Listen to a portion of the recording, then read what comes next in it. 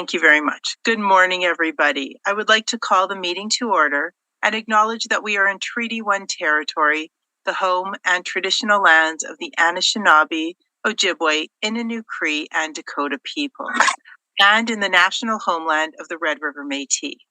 Our drinking water comes from Shoal Lake 40 First Nation in Treaty 3 territory. My name is Marla Billinghurst. I will be chairing the panel this morning. With me on the panel are Ms. Michelle Duncan and Mr. Ian Mann. Representing the Assessment Department this morning is Mr. Ryan Valderrama and Mr. Justin McCulloch. The administrative personnel for this morning is Mr. Jaswinder Kumar.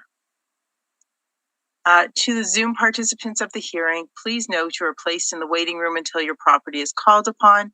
When it is your turn, you will be admitted into the meeting. Kindly follow along on the City of Winnipeg's Board of Revision YouTube channel for the hearing process. And once the host admits you into the hearing, please close or mute your YouTube player. You will then be permitted to speak with respect to the property. Once your hearing has concluded, you may leave the meeting. We will be hearing applications for revision of the assessment roll in accordance with the Municipal Assessment Act. The matters for which revision is requested have been described in each application, and we will limit discussion to those matters. The statements that are made at this hearing are sworn testimony, and anyone speaking to the matters must be sworn in. Be advised that comparisons of assessments of properties are not considered evidence of market value by the Board of Revision. The Board of Revision is appointed annually by Council and is independent of it and the City Administration. It makes its decisions on the basis of the evidence provided at this hearing and issues a written order that will be mailed to all parties as soon as possible.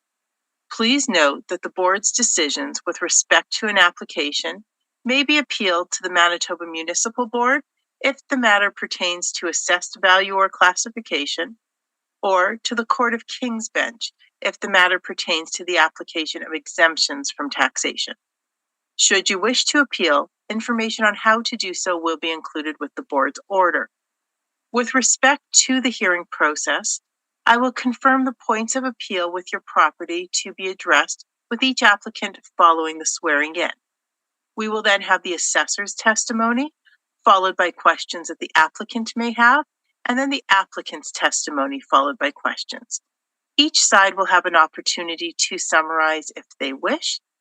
Once all of the evidence about an application has been brought forward, the applicants may leave. The process will repeat for each item on the docket today, and the session will close after all the applications have been heard, and the Board will deliberate in private and make its decisions. You will receive the Board's decision by registered mail as soon as possible. As information, all public hearings are live streamed, recorded, and will be part of the public record. We will be hearing items 1 to 11 on our docket today. Mr. Kumar, please affirm the assessor's and the applicant's testimony. Madam Chair, thank you. Mr. Assessor, please state your full name. Ryan Valderrama. Thank you. Do you affirm that the evidence you are about to give at this hearing is the truth, the whole truth, and nothing but the truth? I do. Thank you. Certificate, please state your full name. Howard Lindsay, incumbent. Thank you. Do you affirm that the evidence you are about to give at this hearing is the truth, the whole truth, and nothing but the truth? Yes. Thank you. You can please say.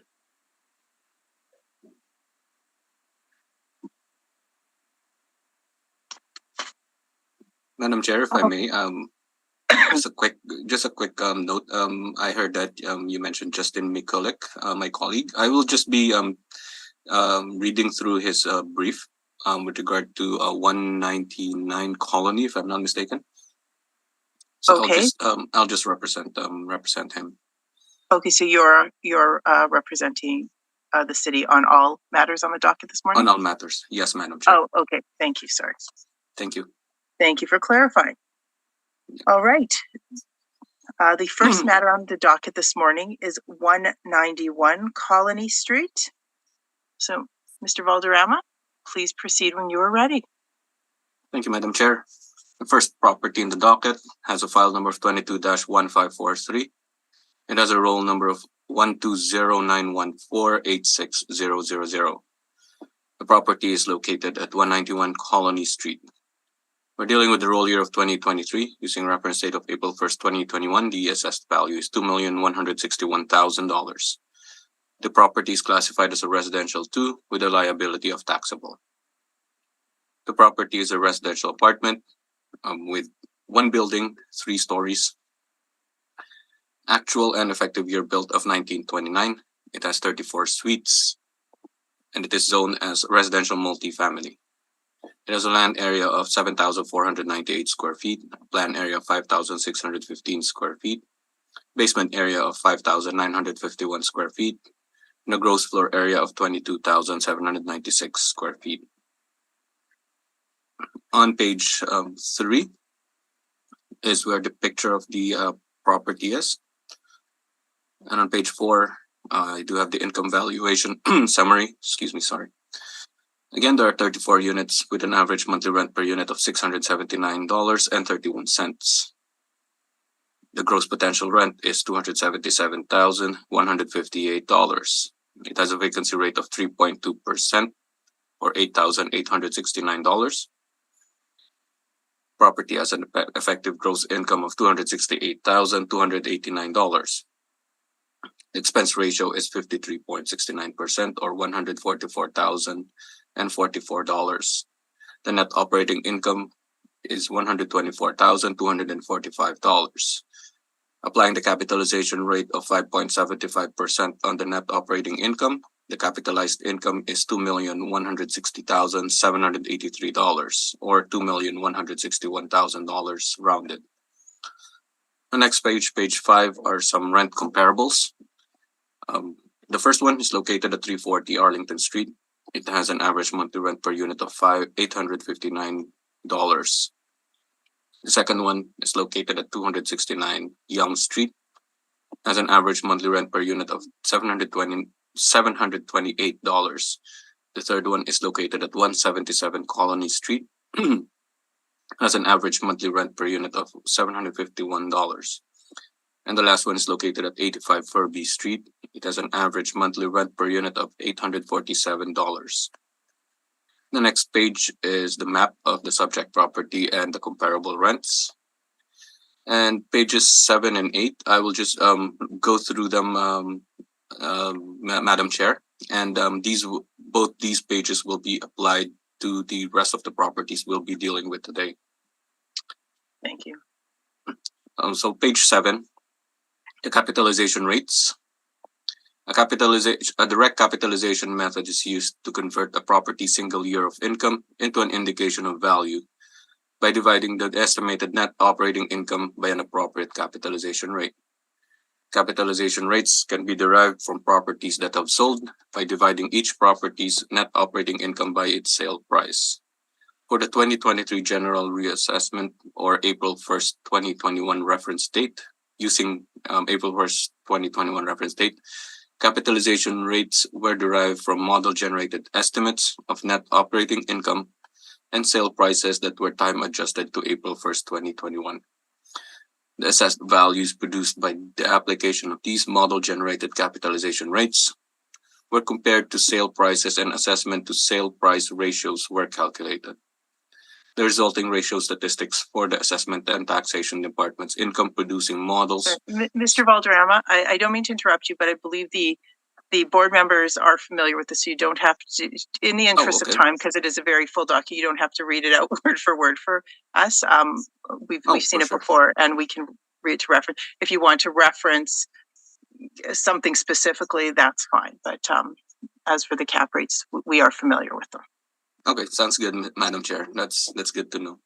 For the chart, the multifamily cap rates are in the second to the bottom. We have a range of 4.8 to 5.6 on all property types for multifamily. And on page 8, would you want me to go over it, Madam Chair, or they're the same properties or sales? If you want to go over it, then once, that's fine. Okay, yeah. So for page 8, I do have the capitalization rate evidence. Yes, you can go through the chart if you want. You don't need to read us the preamble. That's fine. Okay. Yeah, for sure. So I do have some sales in here. The first one is located at 2390 McPhillips. It was sold October 9th, 2020. It was sold for $19,400,000. It has 90 suites with effective and year built of 2015. It is calculated dollar or sale price per suite to about $215,556, and it has a calculated cap rate of 4.79%. Next one, the next sale is located at 700 St. Mary's. It was sold April 7th, 2020. It was sold for $1,035,000. It has 9 suites, and it has a year built and effective age of 1961. It has a calculated cap rate of 3.6%.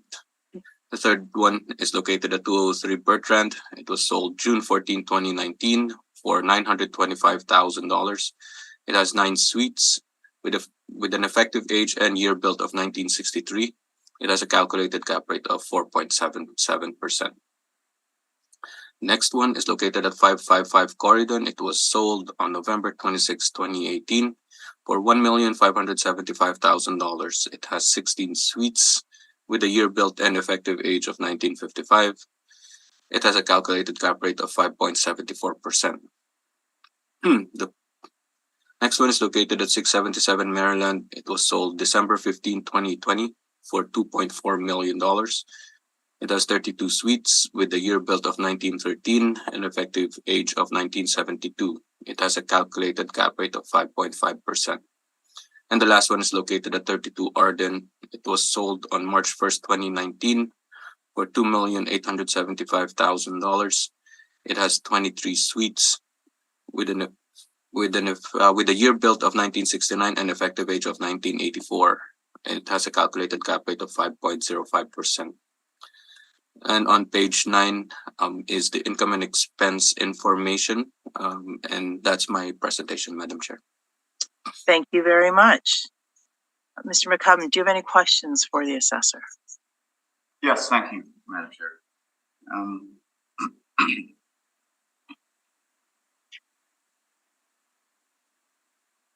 Mr. Valderrama, if I can get you to turn your attention to page 4 of your brief, please. Page 4, yes. The average monthly rent that was used for this property is $679.31. Is that a modeled rent? Yes, it is a model generated parameter.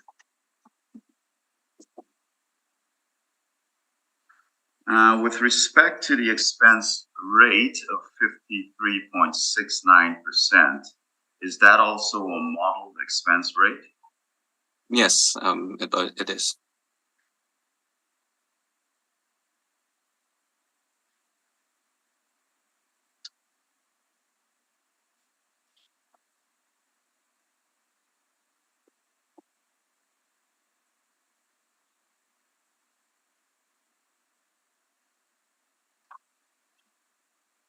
Those are all the questions I have.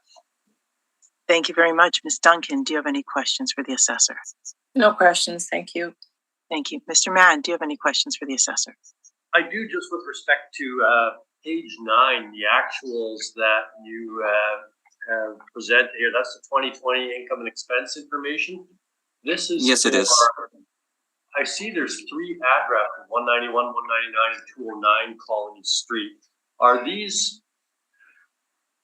Is this expense or income and expense information related solely to 191 Colony, or are all 3 of the properties included in this? Or do you know? Based on this financial statement, if we look at the third line from the line that you mentioned, sir, it says 191 Colony Street. So I believe this is only for 191 Colony Street.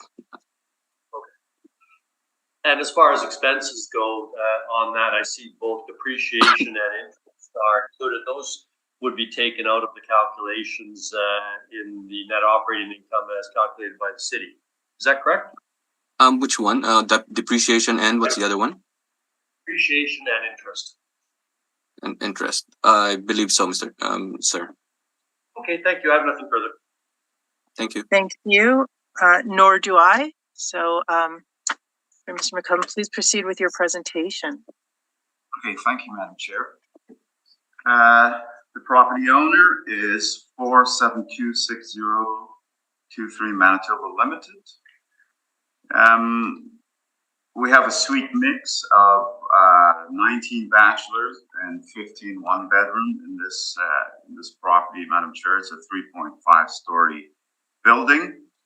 We're requesting an assessed value for 2023 of $1,986,000. If I could turn your attention to page 7, please. Subject property is located on the east side of Colony between York Avenue and Broadway in Winnipeg 1 area. The improvement is a 3.5-story structure built in 1929. So it's a significantly old property, and it is presently being used as a multiple family residential building. Site size, according to the City of Winnipeg Property and Taxation Department records, is 7,498 square feet, and it's zone RMFL. You can see the property there, bird's eye view or an overhead view of the property. There is a sister building associated with this property, Madam Chair, and maybe I should back up here a little bit. With respect to the second property in the docket, you will see some analysis in regards to that property, but we did not present any evidence for that property. Although it's on the docket, there was a mix-up in our office, so we'll be asking for a confirmation of that assessed value, 199 Colony. So we'll deal with that then when we get there. Thank you. Yeah, sure. Thank you. If I can turn your attention to page 13 of my brief. We're using the 2020 rent, Madam Chair, which after discounts, which include vacancy, the effective gross rent is $268,517. So we're using the actual 2020 rent, site specific for this property. The city is using $268,289. It's relatively similar in comparison. The expense ratio, however, that we're using is 57.5%. The city is using an expense ratio of 53.7%. With respect to the capitalization rate,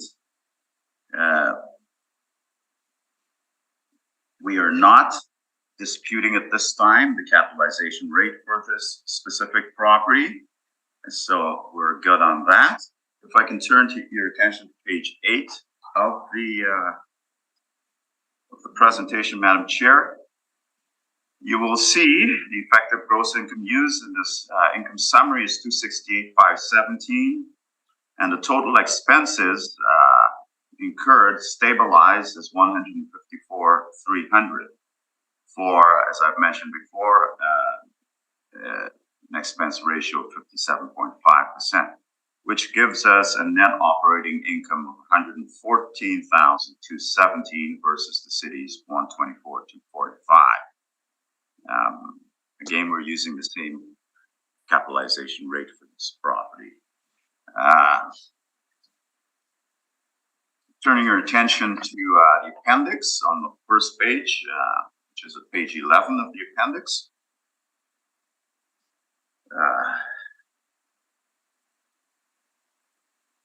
We've received income and expense statements for 191, 199, and 209 Colony, and it forms one economic unit in a sense. But specific to this property, Madam Chair, you can see the stabilized amount for the expenses with respect to the subject property. We've stabilized, and I'm not going to go through every line item, but obviously I'm open to questions on it. But we stabilized the expenses the R&M specifically at $48,864. So for repair and maintenance per suite, we have a value of $1,437 per suite. That's with respect to the R&M. If you look at the table above, Madam Chair, you will see specific to 191 Colony, the reported amount for water and gas, and that's stabilized at 1/3. So we stabilized that at 18,275, which is down from 24,919, and the gas at 16,728. Caretaker is virtually the same as that was reported at 22,495. So that's where our numbers are coming from, Madam Chair, with respect to the expense ratio of this specific property. The appropriate expense ratio rather than the model amount should be 57.5%, leading us to an NOI of 114,217, capitalized at 5.75%. We arrive at a value, Madam Chair, of $1,986,000. And I ask the board to reduce the assessed value to that amount. I do have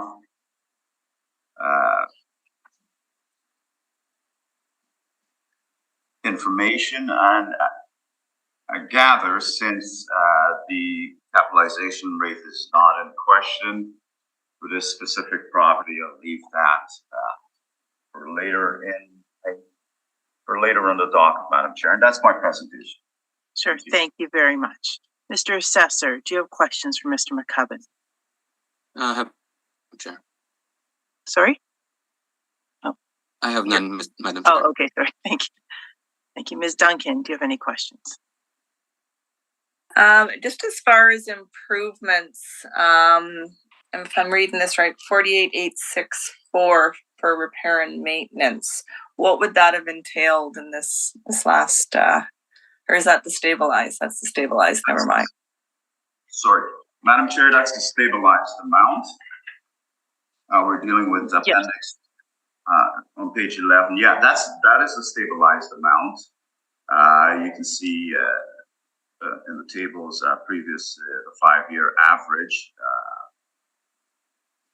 It's stabilized at 48,864 using 2017, 2018. We didn't use 2020 in this case.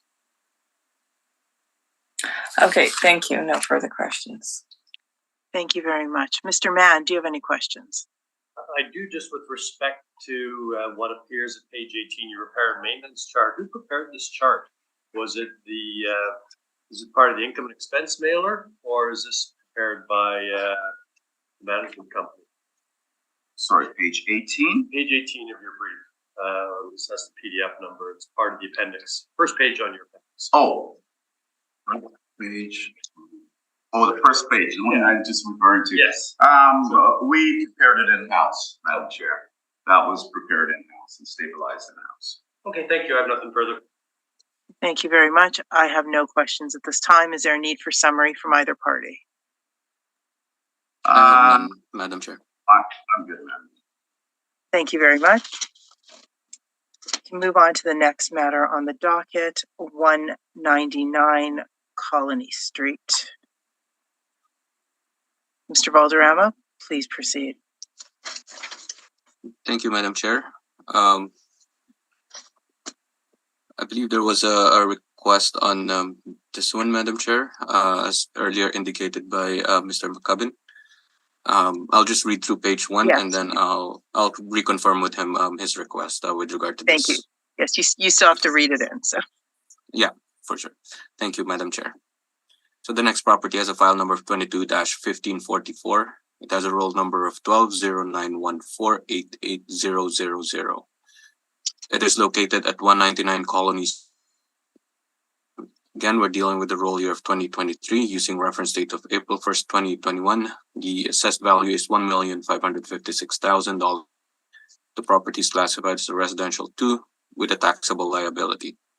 The property is a residential apartment with one building, 3 stories, actual year built of 1928, and an effective year built of 1934. It has 30 suites. It's zoned as a residential multifamily. It has a land area of 7,348 square feet, a planned area of 5,188 square feet, a basement area of 5,548 square feet, and a gross floor area of 21,112 square feet. And if I may confirm from Robin, the applicant for this, if regarding his request, Madam Chair. Thank you very much. Mr. McCubbin? Yes, Madam Chair. We'll ask for confirmation on the value of this property. As, we did not prepare a brief, and that's our fault. We'll take it further to the municipal court. Thank you. Thank you. Ms. Duncan, do you have any questions? No questions, thank you. Mr. Mann? None, thank you. Okay, nor do I. Thank you very much. Okay, we can move on to the next property then, which is 222 Furby Street. Mr. Valderrama, please proceed when you are ready. Thank you, Madam Chair. Property has a file number of 22-2212. It has a roll number of 1209056230. It is located 22 Furby Street. We're dealing with the roll year of 2023 using reference date of April 1st, 2021. The assessed value is $714,000. The property is classified as an institutional property with the liability of taxable school exempt. Excuse me. The property is a residential apartment with one building, 2 stories. It has an actual and effective year built of 1993. It has 11 outdoor parking.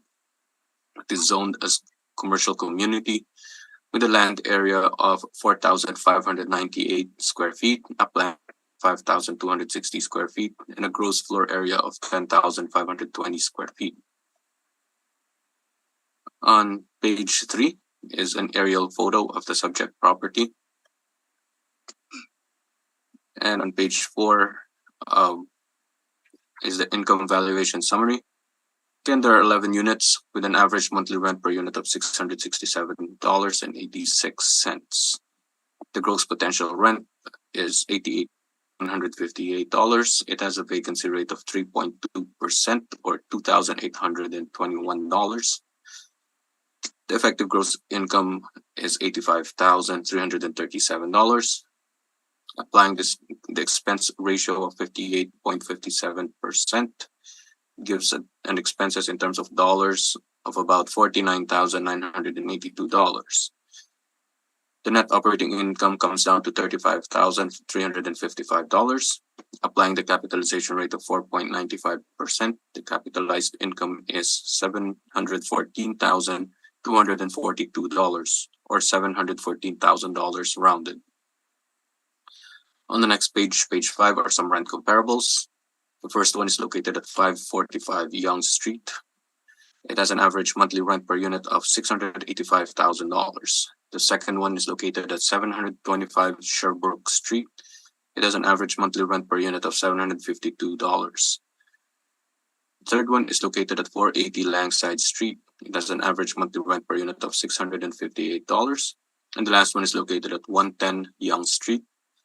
It has an average monthly rent per unit of $903. The next page, page 6, is the map of the subject property and comparable rents. Page 7 is the capitalization rate chart. Excuse me. Page 8 is the capitalization rate evidence. And on page 9 is the 2020 income and expense information. My presentation, Madam Chair. Thank you very much. Mr. McCubbin, do you have any questions for Mr. Valderrama?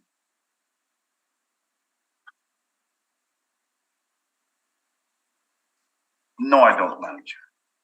Okay, thank you very much. Ms. Duncan, do you have any questions? No questions, thank you. Thank you. Mr. Mann, any questions? I have no questions, thank you. Thank you, nor do I. So Mr. McCubbin, please proceed with your presentation. Thanks, Madam Chair. If you can turn to page 1 of my presentation, Madam Chair. This property owner is Artemis Housing Co-op Limited. Artemis Housing gives priority to people living with AIDS and HIV. Utilities are included in the rent of the property, including 2 appliances, on-site laundry, and a common area for the residents. As you can see, it's located right next to the church on the church property. It's managed by SAM Management, which is a nonprofit social housing management corporation, Madam Chair. The property was constructed in 1993, 2 stories. The suite mix is 7 1-bedroom and 4 2-bedrooms. We're asking, I have some corrections to be done on my brief, Madam Chair. Okay. With respect to 2023 realty assessment, we had the original information before it was corrected. The original assessed value that I have shown in my presentation is by the city was $699. However, that is now $714, Madam Chair. So I'd like you to cross out $699 and insert $714 on page 1 of my brief. And with respect to the requested assessment, I'd like you to strike out $598 and insert $589,000, Madam Chair.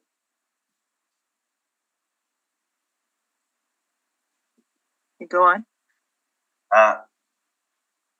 Okay, turn your attention to page 7 of my presentation, Madam Chair. The subject site is located on the south side of Broadway between Sherbrooke and Furby in the West Broadway neighborhood. It is a prominent building surrounded by that church. The improvement is a 2-story building with an effective age of 1993 and presently used as a multi-family residential building. The site size, according to the City of Winnipeg Assessment and Taxation Department, is 4,598 square feet, and it's zoned C2. Subject property has 11 suites, and I've told you about the suite mix before. You can see the overhead of the property on the photograph below. Right on the corner of Sherbrooke and Broadway. On page 8, you can see the relative services in the area. West Broadway.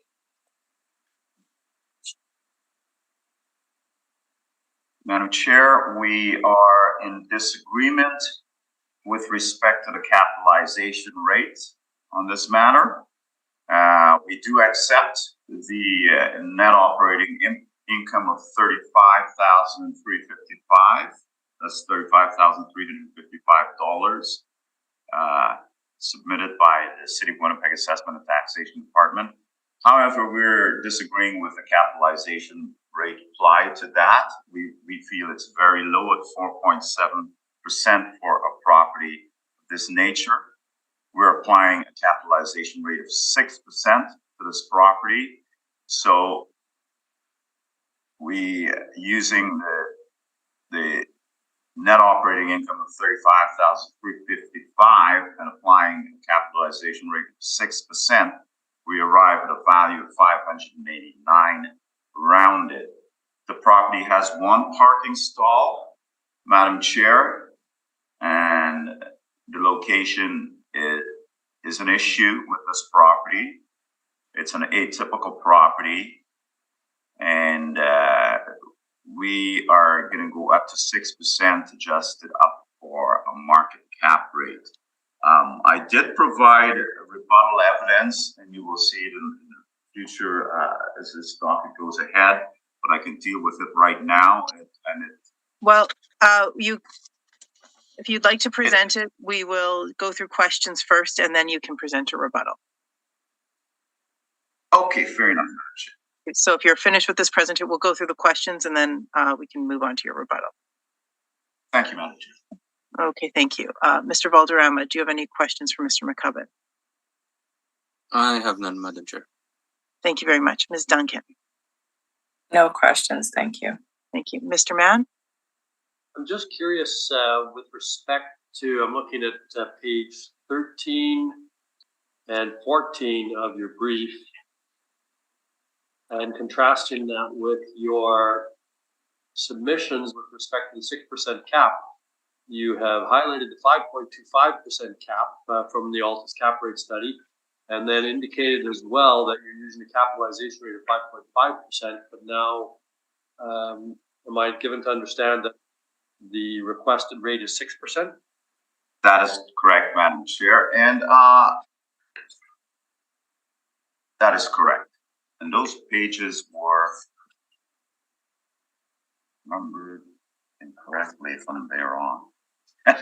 Just noticed that. Yes, sorry. That's correct.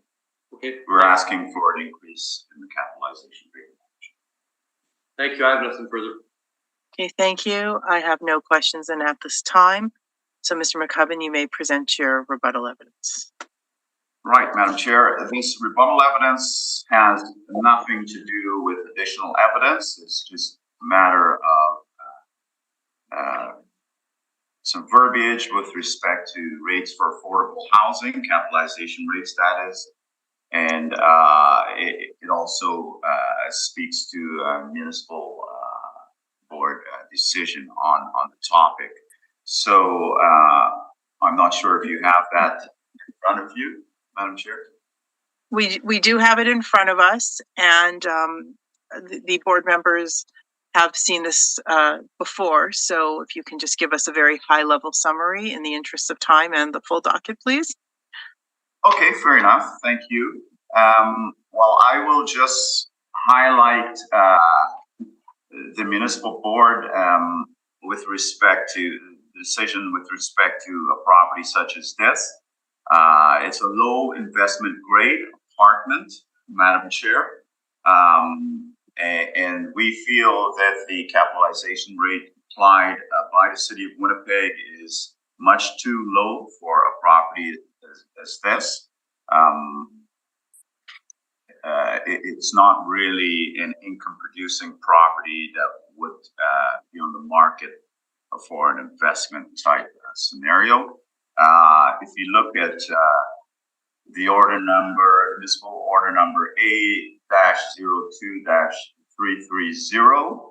And Mr. McCubbin, we don't actually look at previous orders. We're not bound by them, and this is a hearing de novo. So, with respect to, it's almost like a case law situation, Madam Chair. Municipal orders are not case law. Not case law, but for guidance, I suspect. The information is out there, Madam Chair, in the way the municipal board treats properties like this. But if you prefer me not to read it, if you prefer me not to mention it. Thank you. Yes, let's just move on then. Thank you. Okay, that's my presentation, Madam Chair. Okay, perfect. Thank you very much. Mr. Valderrama, do you have any questions regarding the rebuttal evidence? Okay. Ms. Duncan? Madam Chair. Thank you. No questions, thank you. Thank you. Mr. Mann? No questions, thank you. Thank you, nor do I. Mr. Valderrama, did you have rebuttal? I don't, Madam Chair. Okay, thank you. Okay, so is there a need for summary from either party on this matter? I don't. Madam Chair, I'd like to summarize briefly. Sure, go ahead. This is not a typical investment property, Madam Chair. I believe you have the information on this nonprofit scenario that we are dealing with here today. And we firmly believe that the capitalization rate applied by the City of Winnipeg Assessment and Taxation Department is very low compared to what should be considered for this type of property. Thank you. Thank you very much. All right. Thank you. We can move on to the next matter on the docket, which is 136 Spence Street. Sorry, give me one moment to turn to it. Okay, Mr. Valderrama, please proceed when you're ready. Thank you, Madam Chair. Next property has a file number of 22-2426. It has a roll number of 1209134800. Excuse me. The property is located at 136.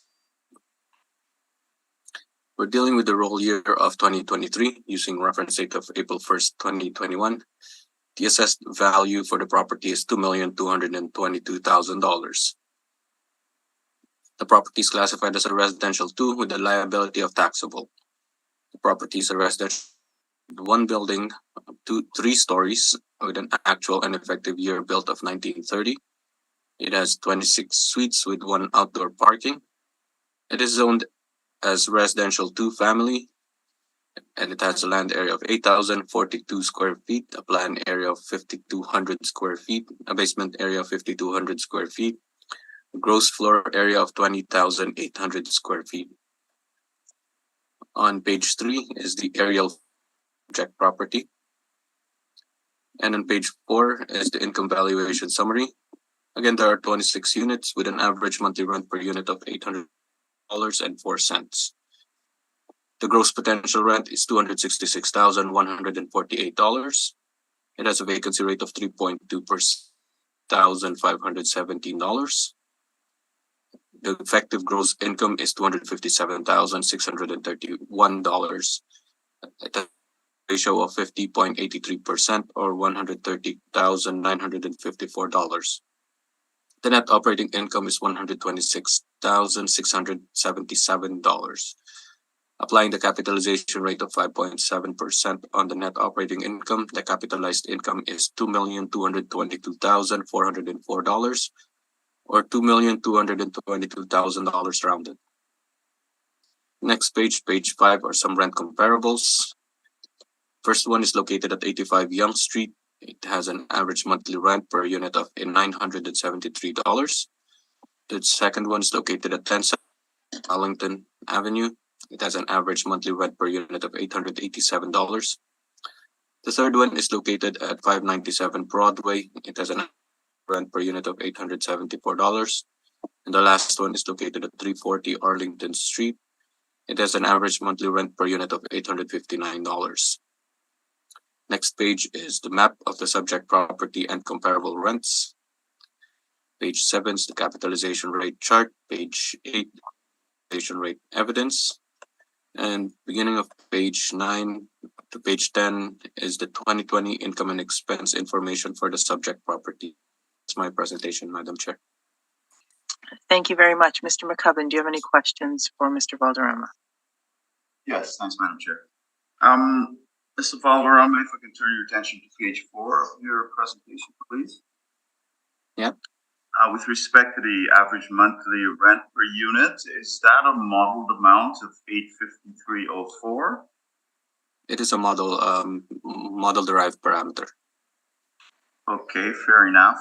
Now, if we can look across page 5, which would be your best comparison here for that model rent? It's not. These rent comparables are to show that the average monthly rent per unit that's assigned by the model on the subject property is within range, or in this case, it's in the lower end of the range.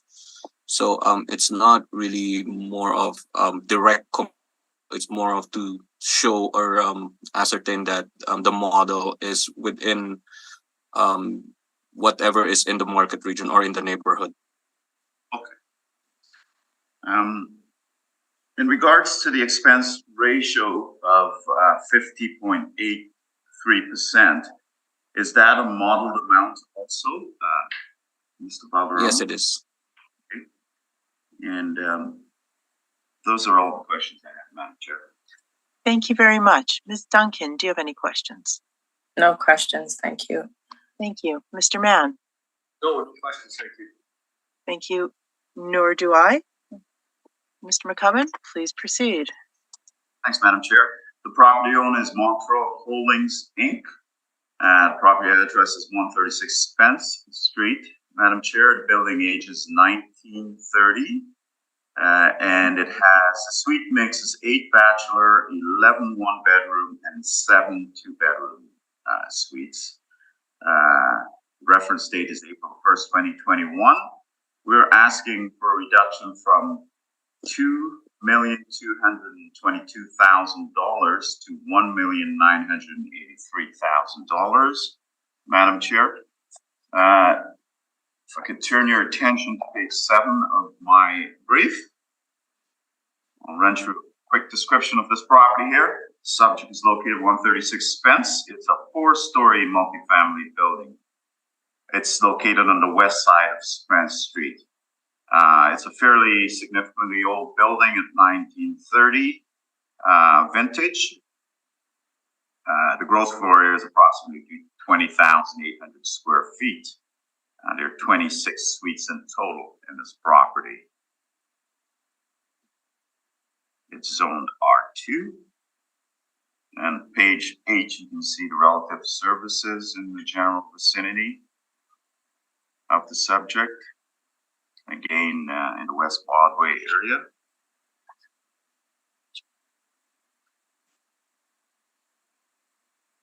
Turning your attention, Madam Chair, to page 13 of my presentation.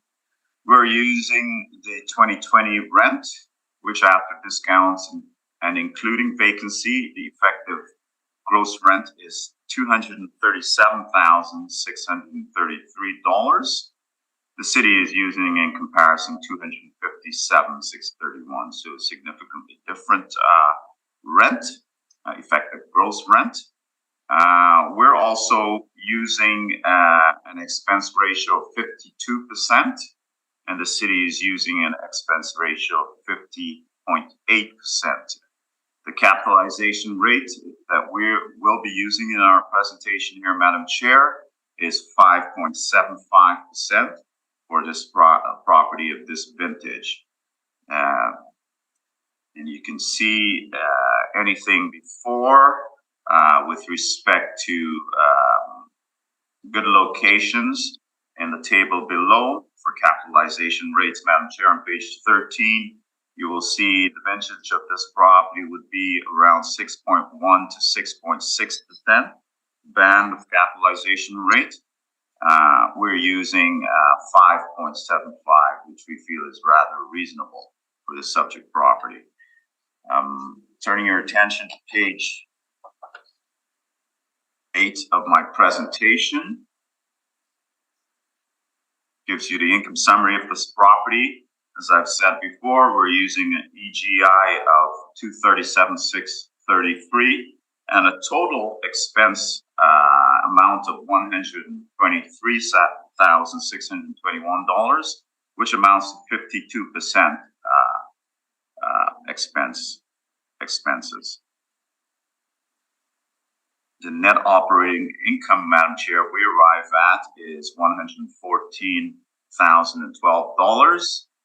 Applied a capitalization rate of 5.75%, we arrive at a value of $1,982,810, or rounded to $1,983,000.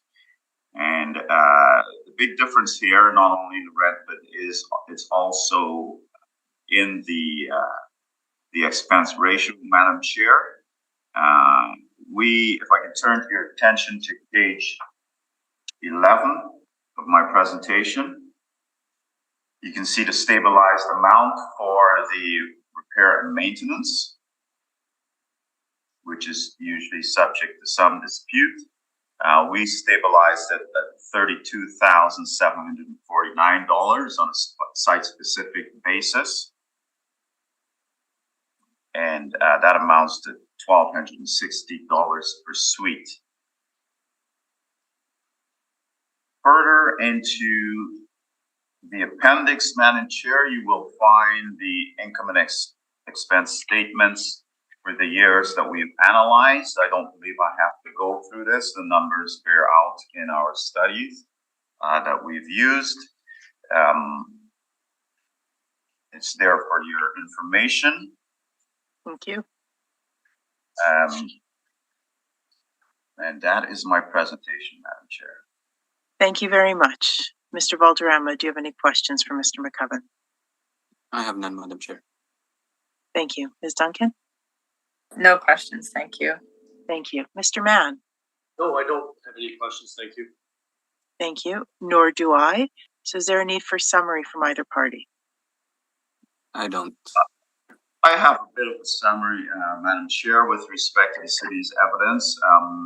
As I pointed out, they're using model-derived numbers for the rent and also for the expense rate. I'd ask that the board look at a more site-specific. We're here to deal with the site-specific valuation of this property, not mass appraisal. So that's all I'd like to point out, Madam Chair. Thank you. Thank you very much. Okay. The next matter on the docket is, sorry, 1 second, 271 Yonge Street. Mr. Valderrama, please proceed when you're ready.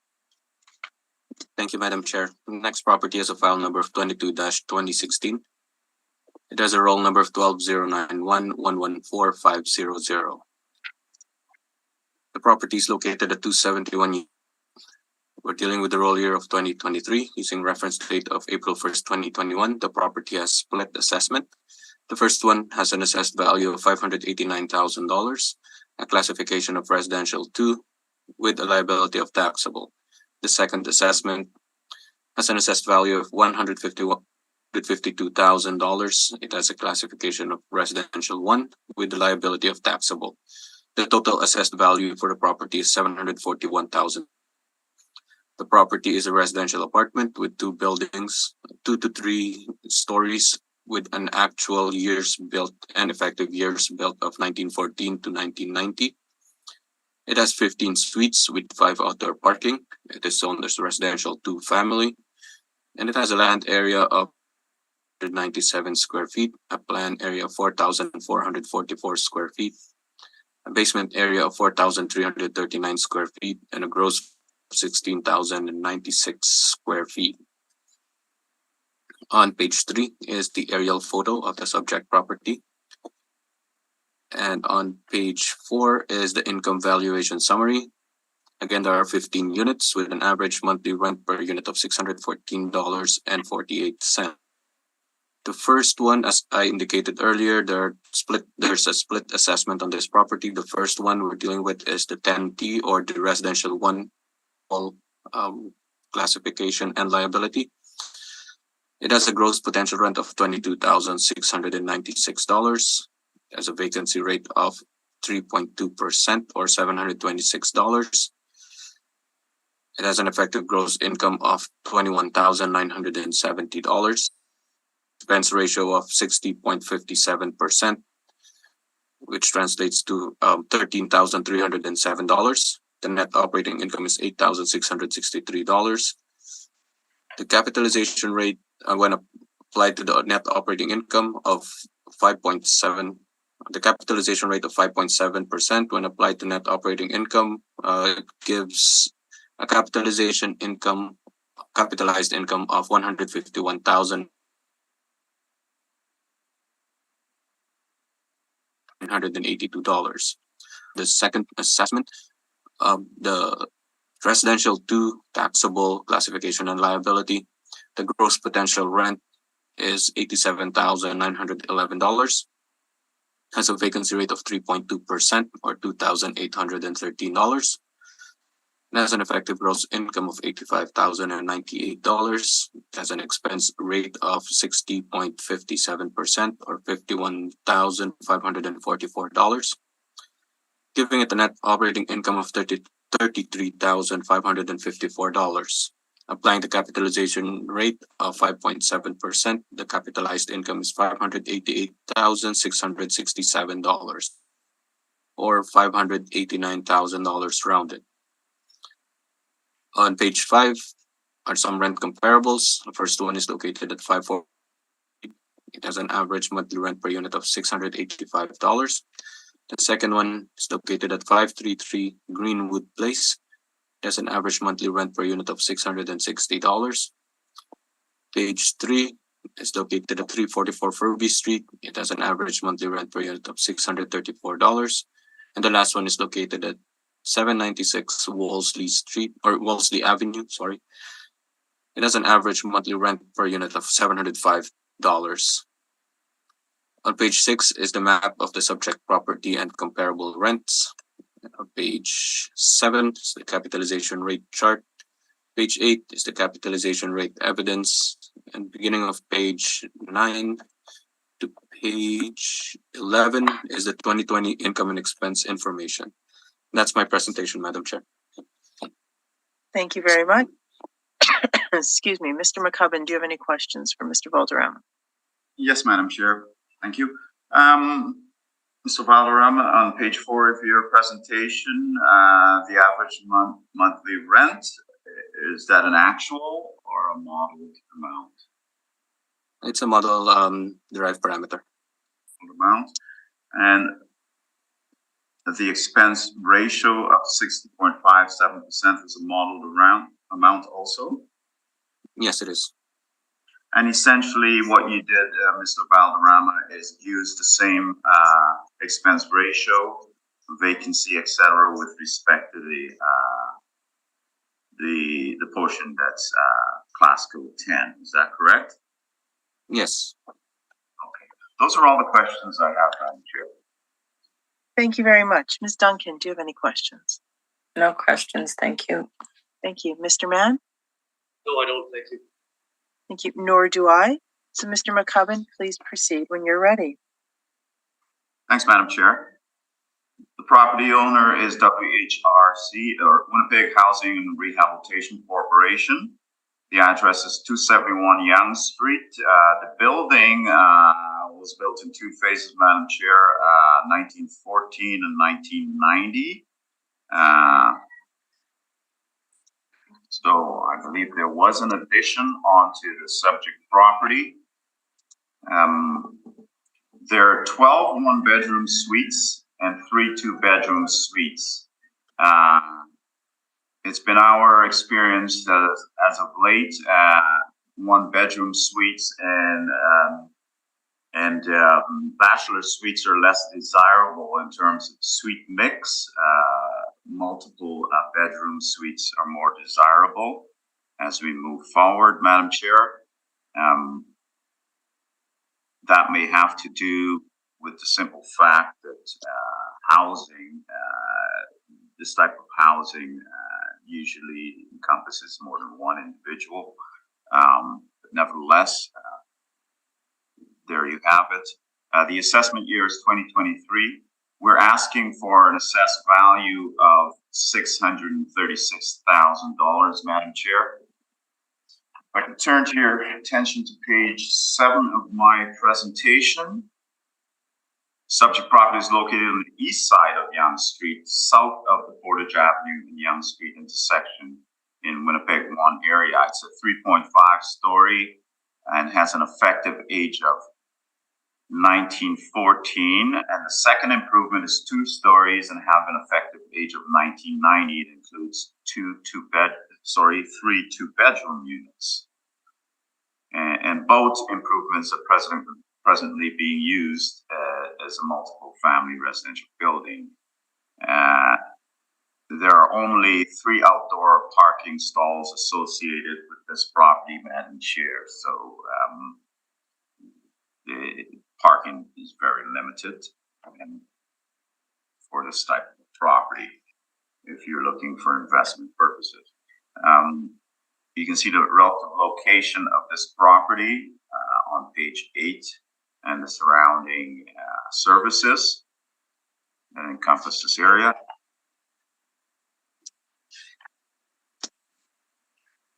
Turning your attention to page 13 of my brief, Madam Chair, we're using a very similar effective gross rent as the city has used, where our gross rent is $108,993 The city is using $107,068. We, however, differ with respect to the expense, stabilized expenses, or in the city's case, they have used a modeled amount of 60.6%. We've stabilized the expenses for this property at 65%, Madam Chair. And the capitalization rate that we're using is 6%, and the city is using 5.7%. You can see the capitalization rate below you with respect to the band of capitalization rates in the form of properties before 1946, 6.1 to 6.6%. Part of this property would fall in that range, Madam Chair, and the second portion of the property would fall in a latter part of the study, 1990, so that would be the second to last portion, which is 5.25%. The referencing the second to last capitalization rate on our chart there, Madam Chair, for that vintage of building. So we have two ages of properties on this building. It's certainly not a 1990 property by no means, and in somewhat it's not. Portions of it is 1914. So we're for our capitalization rate, Madam Chair, we're using a 6% capitalization rate, referencing that table, and we feel that that's appropriate for this type of property. The factors with respect to this property, which may provide an additional bump in the capitalization rates. There are 12 one-bedrooms and 3 two-bedroom suites in the suite mix, Madam Chair. We feel 12 one-bedroom is less desirable than if it was a 12 two-bedroom for investment purposes. The appliances are 2, and just to read out supply and demand with respect to Winnipeg multifamily inventory appears to have been saturated with new supply as of the reference date, accelerating the obsolescence of Winnipeg's older multifamily stock, which this is one of them. So we're using a cap rate of 6%, Madam Chair. You can see the relative capitalization rates of properties from Colliers, CBRE, Cushman, and that's it on below on page 14. I'm not going to go through that. You can do that at your own speed. Turning to page 8, Madam Chair.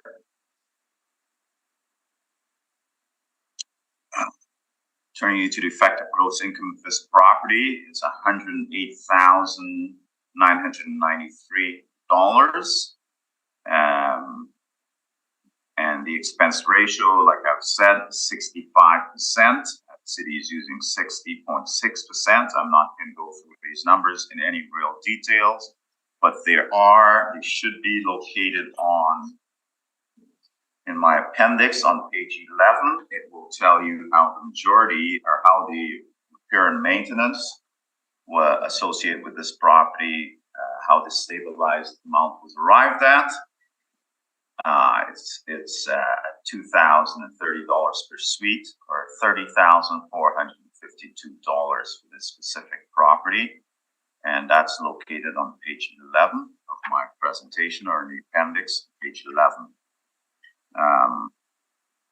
So we arrive at a net operating income, Madam Chair, of $38,148 using that stabilized amount for a site-specific situation of this property rather than a model-driven expense ratio. And we're applying a 6% capitalization rate and arriving at a value of $636,000. And we ask the board to reduce the value from $741,000 to $636,000. The breakdown with respect to the classification, Madam Chair, we will accept the $152,000 for the class code 10 portion, res 1, and we are asking that the class code 20 be reduced to $484,000. And that's my presentation. Sorry. I'm just making one note for 1 second. Okay, sorry. Thank you very much. Mr. Valderrama, do you have any questions? I have none, Madam Chair. Thank you. Sorry, Ms. Duncan. No questions, thank you. Mr. Mann. Just for clarification, one of the last things you indicated was that you are consenting to the valuation of the class code 10T of $152,000, the valuation as proposed by the city. That's the two-bedroom, the 3 2-bedrooms? That is correct. Okay, and that was the one that was constructed in 1990. That is correct. Okay.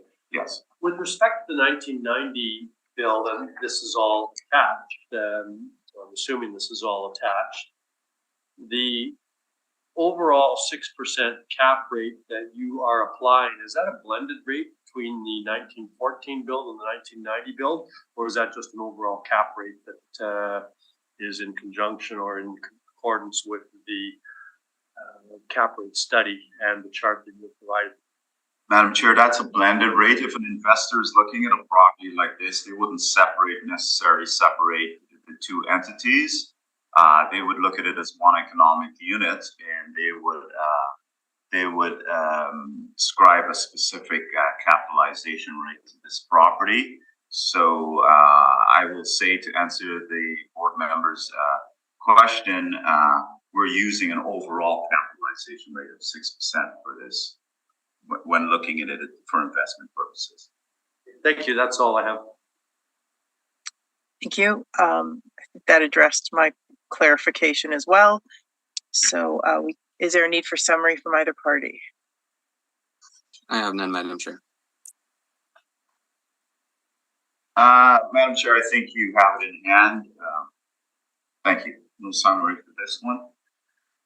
Okay, thank you. The next matter is 661 Sarah Avenue. So, Mr. Valderrama, please proceed when you're ready. Thank you, Madam Chair. The next property is a file number of 22-1996. It has a roll number of 120907133200. It is located at 661 Sarah Avenue. We're dealing with the roll year of 2023, using reference date of April 2021. The assessed value is $1,114,000. The property is classified as a residential 2 with a liability. The property is a residential apartment with 1 building, 3 stories, an actual and effective year built of 1927. It has 21 suites with 6 outdoor parking. The property is zoned as residential 2 family with a land area of 14,265 square feet, a plan area of 5,602 square feet, a basement area of 5,602 square feet, and a gross floor area of 22,408 square feet. On page 3 is the aerial photo of the subject property. And on page 4 is the income valuation summary. Again, there are 21 units, with an average monthly rent per unit of $660. The gross potential rent is $166,562. The vacancy rate is 3.2% or $330. The effective gross income is $161,232. The expense ratio is 60.28% or $97,191. The net operating income is $64,041. Applying the capitalization rate of 5.75% on the net operating income, the capitalized income is $1,130,000. $757, or $1,114,000. On the next page, page 5, are rent comparables. The first one is located at 149 Langside Street. It has an average monthly rent per unit of $877. The second one is located at 765 Ellis Avenue. It has an average monthly rent per unit of $884. Third one is located at 768 Preston Avenue. It has an average monthly rent per unit of $637. And the last one is located at 485 Sherbrooke Street. It has an average monthly rent per unit of $642. Next page, page 6, is the map of the subject property. On page 7 is the capitalization rate chart. On page 8 is the capitalization rate evidence. On beginning page 9 to page 11 is the 2020 income and expense information. And that's my presentation, Madam Chair. Sorry. Thank you. Thank you very much, Mr. McCubbin. Do you have any questions? Yes, Madam Chair. Mr. Walderama, on page 4 of your brief, again, that average monthly rent per unit, is that a modeled amount? Yes, it is a modeled amount. And so is the expense ratio, I would assume? Yes, that's correct. Okay. Those are all the questions I have, Madam Chair. Thank you. Ms. Duncan? No questions, thank you. Thank you. Mr. Thank Mann? you. No, I have no questions. Thank you. Thank you. Nor do I. So Mr. McCubbin, you may proceed with your presentation when you're ready. Thank you, Madam Chair.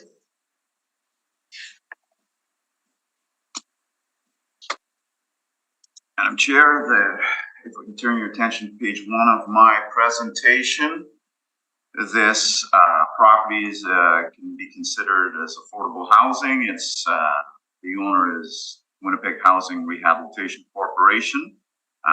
The address is 661 Sarah Avenue. The building age is 1927, and it's a 3-story with basement structure. The suite mix is 7 one-bedroom and 14 two-bedrooms for a total of 21 suites.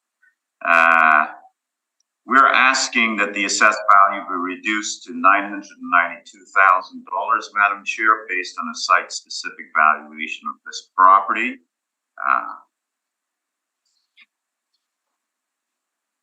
I'll turn your attention to page 7 of my brief, Madam Chair. It's located on Sarah Avenue between Purvey Street and Langside Street in the West Broadway area. The improvement is a 3-story structure, as I've said, built in 1927. So fairly old structure. And I've spoken about the suite mix before. The parking stalls are 15 with respect to this suite, so it's below 1-to-1 in regards to the suite. In regards to the suites within the building, so that should be taken into consideration also for investment purposes. General amenities in the area can be found on page 8, Madam Chair. And turn your attention to page 13 of my presentation. We're using an effective gross rent of $163,141, slightly higher than the city. The city is using $161,232, and that's based on the 2020 information that we have. And the stabilized expenses, Madam Chair, for this property specifically is 63.5%. Versus the city's stabilized, or not stabilized, but they have done a model-driven expense ratio in the mass appraisal for this property at 60.3%. So our site-specific stabilized expense is 63.5%. Madam Chair, the city is using a capitalization rate of 5.75%. We're using a capitalization rate of 6%. And if I can turn your attention to the table at the bottom of the page 13, you can see that it falls within properties before 1946, and it goes anywhere from 6.1% to 6.6%. We're at the lower end of the range for this property, Madam Chair. So we're asking for a capitalization rate of 6% in this instance. Again, you can see market reports by Colliers, CBRE, and Cushman on page 14. Comments with respect to this property: 7 one-bedroom, 14 two-bedrooms, 2 appliances, and we're saying there is no premium with respect to the negative factors. It falls within the lower end of the range of 6.1 to 6.6. So we're using 6% for the capitalization rate. On page 8, you can see the income summary, Madam Chair. We arrived at the potential market gross rent of $166,563, applying a vacancy rate of 3.2%. And we arrive at an effective gross rent of $161,232. We add in the laundry and the parking, Madam Chair. And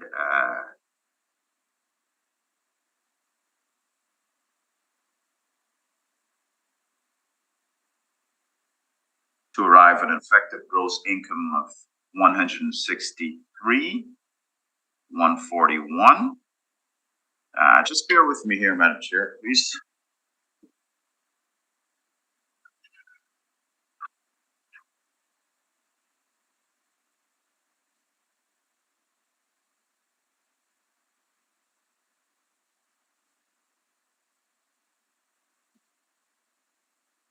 Yes, arriving at an effective gross income of $163,141.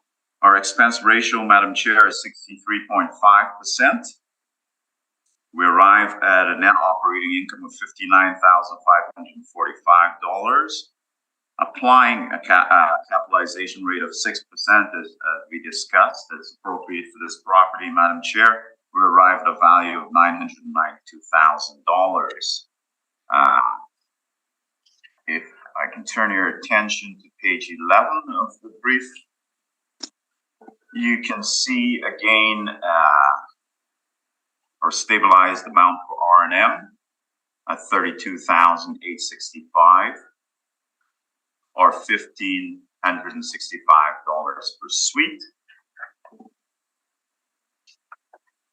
Going further into my presentation, in the appendix, Madam Chair, you will have the information in regards to the income and expense statement for this property that was used to arrive at value. We're asking that the value be reduced from $1,114,000 to $992,000, Madam Chair. And that's my presentation. Thank you very much. Mr. Balderrama, do you have any questions? I have none, Madam Chair. Thank you. Ms. Duncan? Yeah, you had kind of hesitated on it as well. As far as your stabilized gross income, is that derived from the prior 4 or 5 years of your actuals on the statement, the income statement? Like, it seems every year the effective gross income is under 100,000, and then now it's stabilized at 163,000. Yes, this is, you can see an appropriate market rate, we were saying, for this property should be around 166. This is,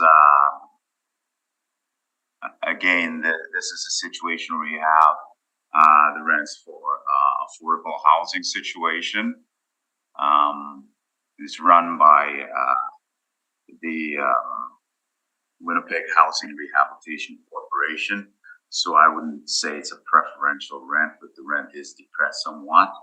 So we're trying to get up to market, and we agree with the city on that specifically. Okay, no, that's good. Thank you. That explains that. Thank you. Thank you, Mr. Mann. No, I have no questions. Thank you. Sorry, neither do I. Is there a need for summary from either party? I have none, Madam Chair. Mr. McCubbin? Madam Chair, it may be appropriate to, if it's okay to take a break here, and then I will provide rebuttal evidence with respect to the assessor's capitalization rate, if that's okay. Is it possible to take a 5-minute break, Madam Chair? Sure, that's fine. Thank you. Thank you very much. And Mr. McCubbin, you have rebuttal evidence on this matter? Yes, Madam Chair, thank you. Okay. This is specific to page 7 of the brief and page 8. Pages 7 and 8 of the assessor's presentation, Madam Chair, and it's rebuttal evidence with respect to capitalization rates. I do believe you have a document titled rebuttal to the assessor's cap rate. Is that sorry, I have applicant rebuttal for apartment cap rate and then applicant rebuttal. So let me open them and see which one it. Capitalization rates for affordable housing is one, and then the other is rebuttal to assessor apartment cap rates. Thanks, Madam Chair. So what I'll be referring to is rebuttal to the assessor's apartment capitalization rates. Okay. Okay. So if you look at that document. Just 1 minute. Has everyone had a chance to? Okay. Okay, go ahead. Okay, thanks, Madam Chair. If I can get you to turn your attention to page 1, and I will have to read some of this and not everything, but I'd certainly like to read page 1 of my rebuttal evidence. So please bear with me. So we're speaking to the assessor's comparable. The address is 2390 McPhillips, and that can be found on page 8 of the assessor's presentation. The first property, where they arrive at a capitalization rate of 4.79%. The property was bought with below market rents. The purchaser adds, after purchase, indicate rents increased from $245 to $395 over pro forma rents. And that's the rents that were ascribed to the property when they purchased it. Altus has redone cap rates by using CMHC rents and CMHC vacancy for apartment built after 2005. The CMHC rents are higher than pro forma by $104 for 1 bedroom and $184 for 2 bedroom. This is much less than the present rents and indicates a higher capitalization rate than Altus at 5.9% with CMHC rents. So if you can look at that, you can see that was redone, Madam Chair, on page 2 of my brief. And again, I'm not going to go through these numbers. You can peruse it at your own speed. You can see the indicated capitalization rate of 5.9%, which is higher than the city's capitalization rate of 4.79%. The definition of value as it appears in the Municipal Assessment Act is as follows. Value means in respect of a property being assessed under this act, the amount which the property might reasonably be expected to realize if sold in the open market in the applicable reference year by a willing seller to a willing buyer. Market value is defined similarly, but in more detail by the Appraisal Institute of Canada, as in section 2.10 of the Appraisal of Real Estate third edition, Appraisal Institute of Canada 2010. The most probable price which a property should bring in a competitive and open market as of the specified date under all conditions requisite to a fair sale, the buyer and seller each acting prudently, knowledgeably, and assuming the price is not affected by undue stimulus. Implicit in this definition is the consummation of the sale as of the specified date and the passing of title from seller to buyer on the conditions whereby the buyer or seller are typically motivated. 2, both parties are well informed or well advised and acting in what they consider to be their best interests. Point 4, a reasonable time is allowed for exposure in the open market. Point 4, payment is made in terms of cash in Canadian dollars. And 5, the price represents the normal consideration for the property sold under unaffected, special, or creative financing or sales concessions granted by anyone associated with the sale. So you can see, again, that capitalization redone on page 2. On page 3 of my rebuttal evidence, Madam Chair, the assessors comparable 700 St. Mary's Road, which is the second one on page 8 of his presentation. That cap rate is rather low at 3.6%. I'd like to bring your attention to the property was on page 3, Madam Chair, with respect to that property. The property was bought with intention to renovate as per enclosed letter. And that letter is from the property manager. The purchaser was a first-time buyer, and the property was in rough shape with previous owner doing nothing for repair. That letter, Madam Chair, can be found on page 13, I believe, of my presentation. Yeah, that's fine. Move on. It is in there. Do you know where it is, Madam Chair? It's on page 13.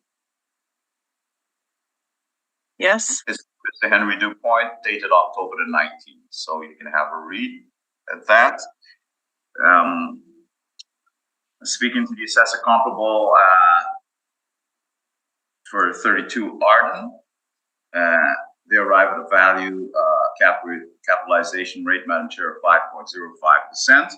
As per advertising, after purchase, the property was renovated, indicating intention when purchasing. There is laundry income missing from the 2018 via existing laundry income for 2016 and 2017 years, indicating incomplete revenue data. The enclosed are 2016 and 2017 I&E in this regard, Madam Chair.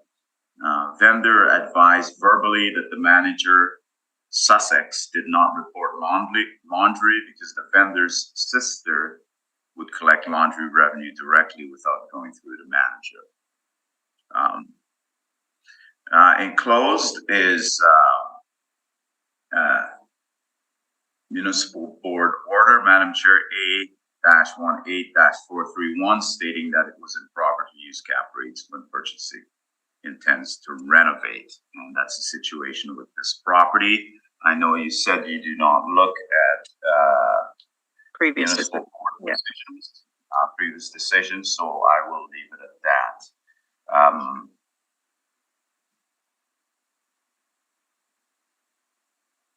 Page 4 speaks to the private apartment average rents by year of construction and bedroom type. You can see the various amounts for a bachelor bedroom, for 1 bedroom, 2 bedroom, 3 bedrooms, and the total, Madam Chair. Not going to go through that. And you can see the vacancy rates also by the rental market survey, CMHC, with 2005 year of construction plus at 4.2% in October of 2020. The remainder of the presentation speaks to information that's provided on page 1, Madam Chair, and you can go page 1 and page 3 is Madam Chair. So you can go through that again. I'm not reading that, but just to highlight on with respect to the property on McPhillips, you will see information regarding that property and the information regards to recently remodeled units highlighted throughout the presentation there, and also the income and expense statements in regard to 32 Arden Avenue. Thank you very much. Thank you. Mr. Valderrama, do you have questions? None, Madam Chair. Thank you. Ms. Duncan? No questions, thank you. Thank you. Mr. Mann? I do, and just I have seen this study many times before, and just to be for clarification purpose, the evidence on which you're relying for 700 St. Mary's is from a letter derived from sent by a property manager who had a verbal conversation with the purchaser. That's the evidence that is being. Sorry, not with the purchaser, with Mr. DuPont, I believe. Within, we investigated that sale, and you can see that letter on page, I believe it's 13. Find it here, it's embedded. You can see it's addressed to Mr. Henry DuPont. Yeah, I've read the letter. Yeah. Read it. Yeah. I'm just looking. He's done some renovations to the common areas of the building, such as repainting the halls and replacing the carpet. Right. Right. Right. That's not significant renovation. Do you agree with that? That's not significant in terms of if you were to. It's all relative in terms of if you were to repair the entire structure itself and remodel every single unit. No. Yes, he did touch on the renovations with respect to some renovations with respect to the common areas. Yeah. And similarly on Arden, Yeah. recently remodeled suites, including newer appliances, fridge and stoves. Right. Again, not what could be necessarily considered significant renovations. Is that correct? Newer appliances? Well, it depends on not renovations itself, but now you're purchasing a property, Madam Chair, that has older equipment in it that's part and parcel that would attract tenants within your property, and you would have to, if you're replacing, I guess, fixtures within that property, that's all part and parcel of the purchase price, and that you would pay for that property. If the fixtures were newer, the original owner would have spent capital expenditure to outlay, and would have outlaid capital expenditure to purchase new fridges and stoves, and would more than likely want to realize that remuneration for that amount spent on property. Like comparing apples to apples or apples to oranges. If you have a building that has older fridges and stoves, older dishwashers that need replacing, the owner may have allowed, in a sense, in his capital expenditure account, an amount that he may keep and not replace that, but the owner would have to replace it. So there's an outlay of cash. But you don't have any evidence of that. That's just. No, I don't have any evidence of that. That's just whatever is. Okay. Thank you. I have nothing further. Thank you. Nor do I. Mr. Valderrama, do you have any rebuttal evidence on us? I don't, Madam Chair. Okay, thank you very much. So we can move on to the next matter. Oh, sorry, is there a need for summary from either party? No, Madam Chair. No. I have done, Madam Chair. Okay, thank you very much. The next matter is 587 Broadway. Mr. Valderrama, please proceed when you are ready. Thank you, Madam Chair. The next property has a file number of 22-2158. It has a roll number of 1209122100. The property is located at 587 Broadway. We're dealing with the roll year of 2023 using reference date of April 1st, 2021. The assessed value is $828,000. The classification for the property is a residential 2 with the liability of taxable. The property is a residential apartment with 1 building, 3 stories. It has an actual and effective year built of 1955. It has 12 suites with 6 outdoor parking. It is zoned as C2 or commercial community with a land area of 6,117 square feet, a plan of 2,748 square feet, a basement area of 1,505 square feet, and a gross floor area of 9,700 square feet. On page 3 is the aerial photo of the subject property. On page 4 is the income valuation summary. Again, there are 12 units with an average monthly rent per unit of $717.58. The gross potential rent is $103,332. It has a vacancy rate of 3.2%. You can see in terms of dollars of 3,307. It has the effective gross income is $100,025. The expense ratio is 53.63% or $53,643. The net operating income is $46,382. Applying the capitalization rate of 5.6%.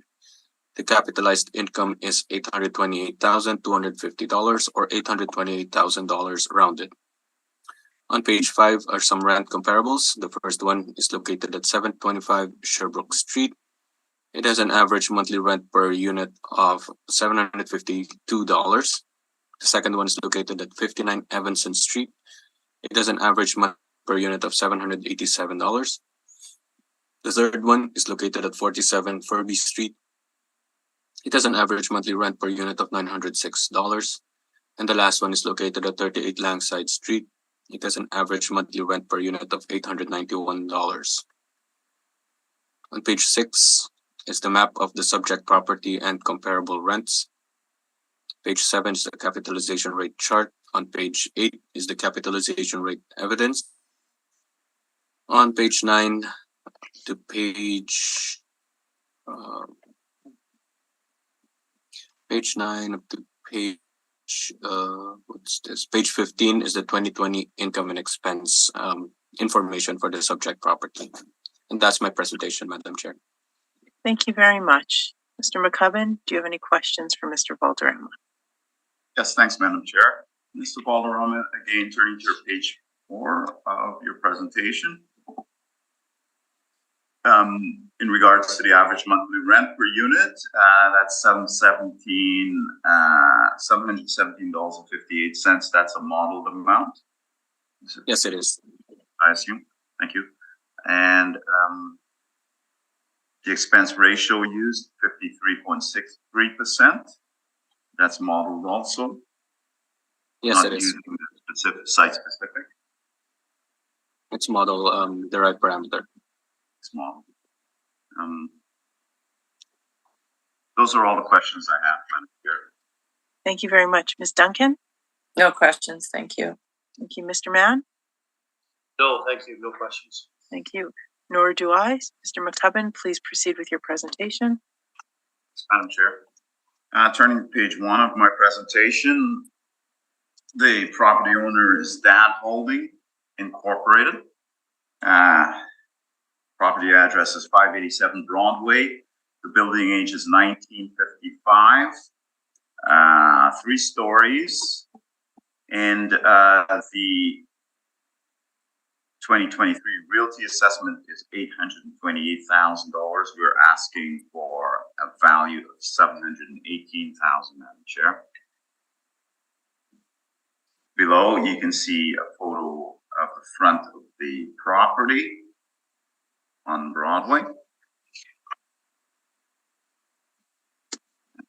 And turn your attention to page 7 of my presentation, please. It's located on the north side of Broadway between Balmoral and Spence Streets in the West Broadway area. As I've said, it's constructed in 1955, and all units being a one-bedroom. So, again, for investment purposes, there's no real suite mix in here. They're all one-bedroom, and that's the way this property was constructed in 1955.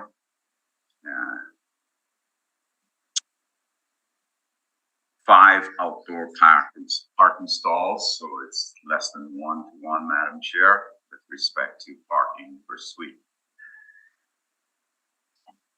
On page 8, you can see the relative amenities in the surrounding area, that surround the subject property. On page 13, Madam Chair, I get right into the capitalization rate. The assessor is using 5.6%, and we will be using 5.75%. And that is a result of, you can see the property is built in 1955. It falls right within the range on the second line of our table. And based on our study, in a good location, 5.75%. The factors that are negative concerning this property is, like I've said before, they're all one-bedroom suites, Madam Chair. And in regards to investments, an investor would look at a suite mix of more than just a one bedroom. They would look at a suite mix between 1 and 2 bedrooms at least. This is solely a one bedroom situation we're dealing with here. Again, on page 14, you see the capitalization rates from the various market reports, Madam Chair. Turn your attention to page 8 of my brief.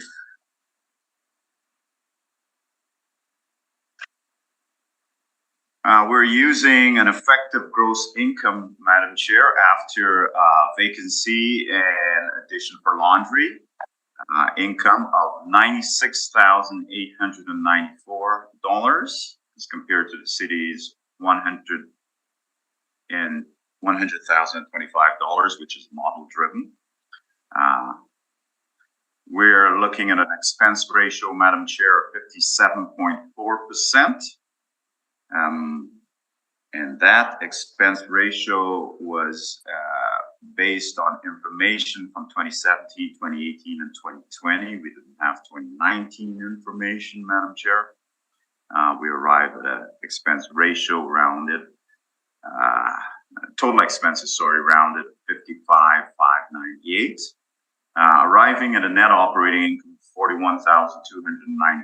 $41,296. Applying a capitalization rate of 5.75%, we arrive at a value, Madam Chair, of $718,000.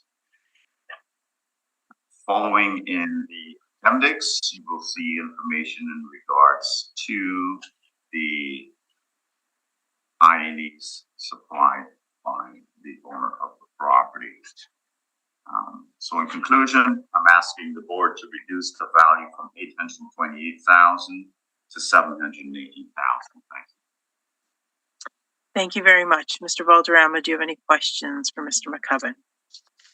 I have done, Madam Chair. Thank you. Thank you. Ms. Duncan? No questions, thank you. Thank you. Mr. Mann? No, I don't. Thank you. Thank you. Nor do I. Is there a need for summary from either party? I have done. All right. We'll move on to the next matter on the docket, which is 531 Furby Street. All right. Mr. Valderrama, please proceed when you're ready.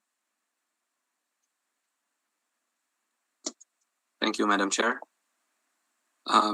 Just to clarify, 531 Furby, right? Yes, that's what I have on the docket. File number 221953. Okay, thank you. So the next property has a file number of 22-1953. It has a roll number of 13-050-662-000. The property is located at 531 Furby Street. We're dealing with the roll year of 2023.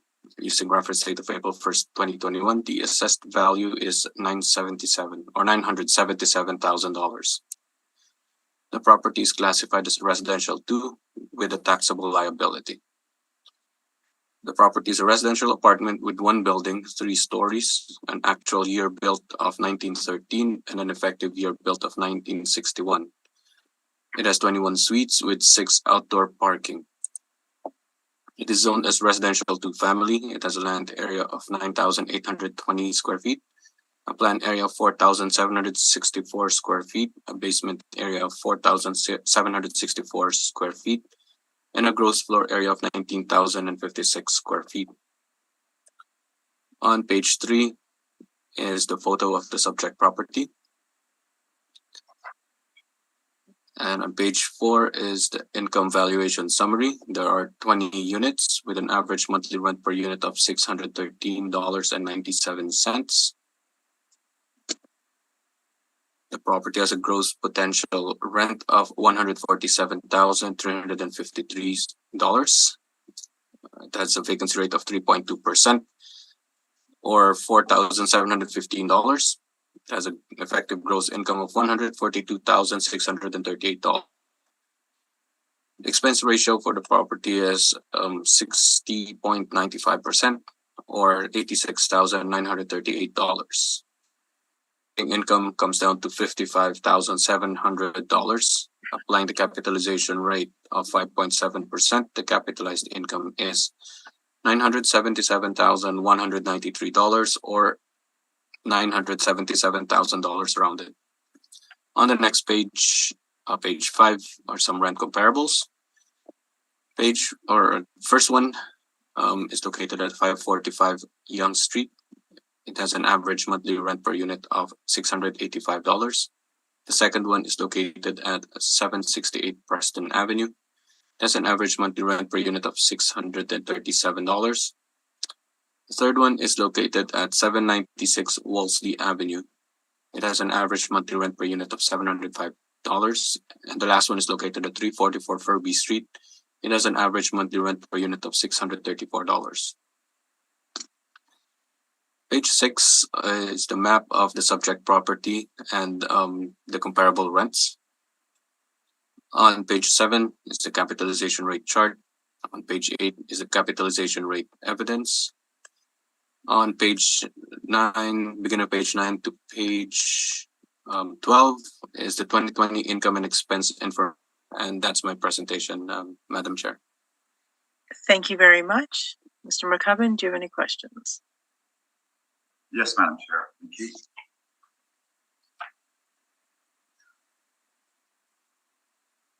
Mr. Valderrama, turn to page 4 of your presentation. The average monthly rent at $613.97.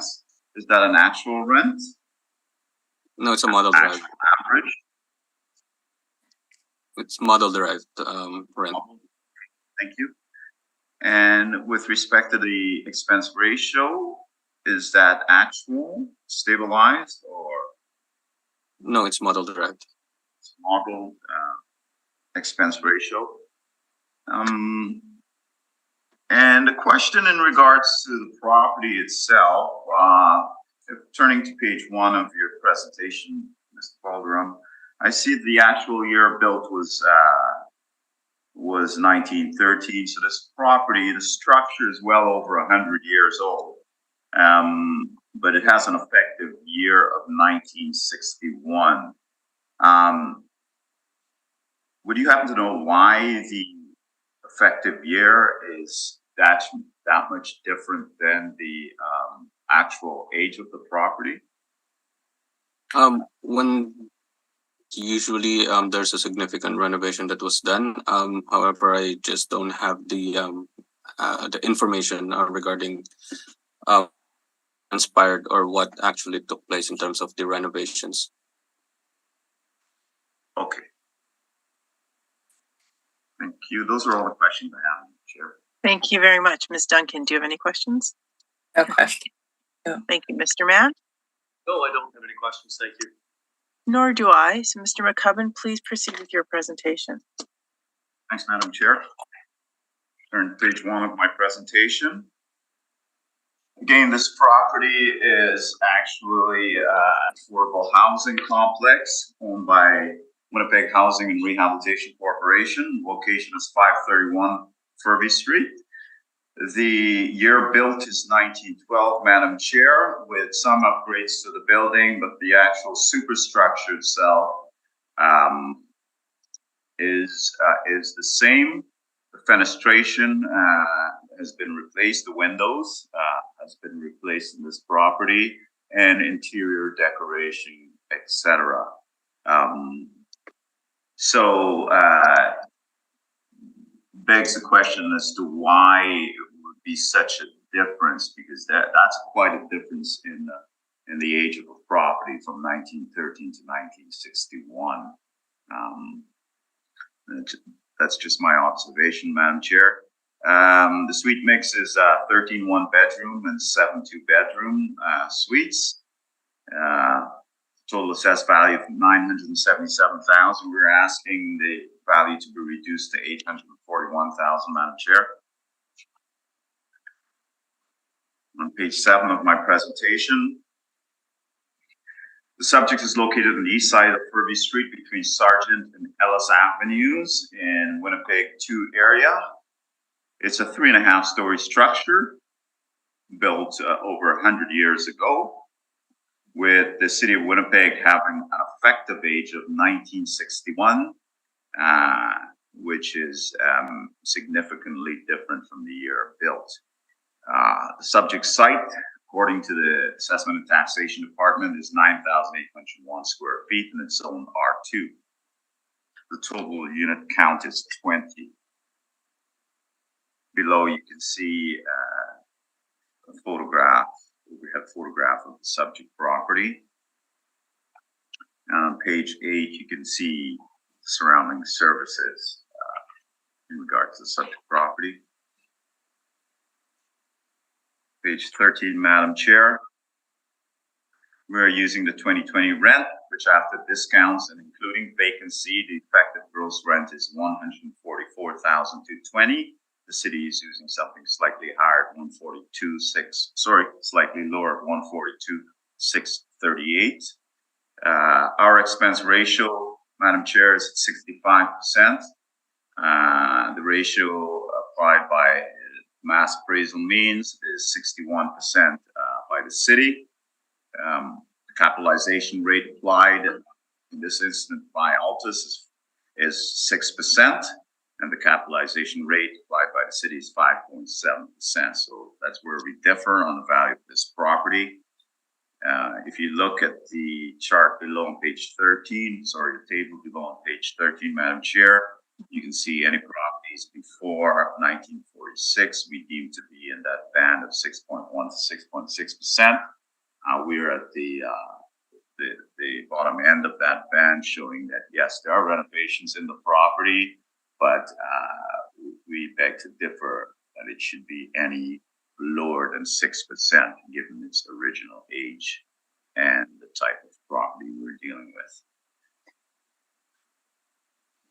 Again, on page 14, you can see some factors that would affect value on this property. The suite mix, the majority are 1 bedrooms, 2 appliances only. And below that, you can see the market reports by Colliers, CBRE, and Cushman.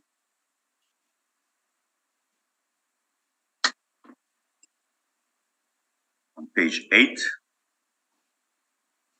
you will see the relative effective gross income that we've arrived at, $144,220 versus the city's $142,638.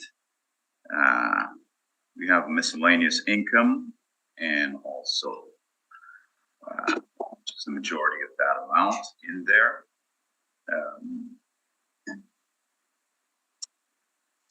Our expense schedule there, Madam Chair, that's stabilized at 65%.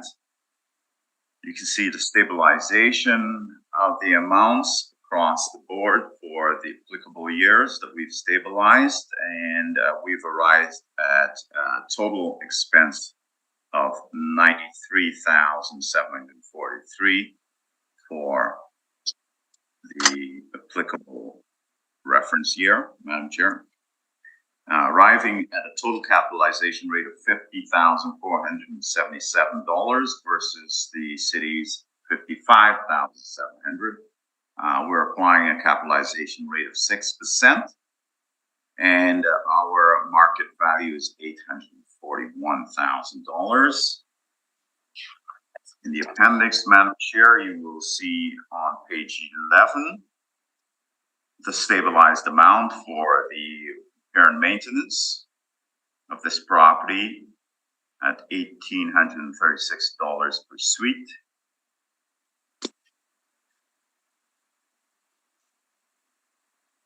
And in the pages following, from page 14 onwards, is the income and expense statement for the subject properties.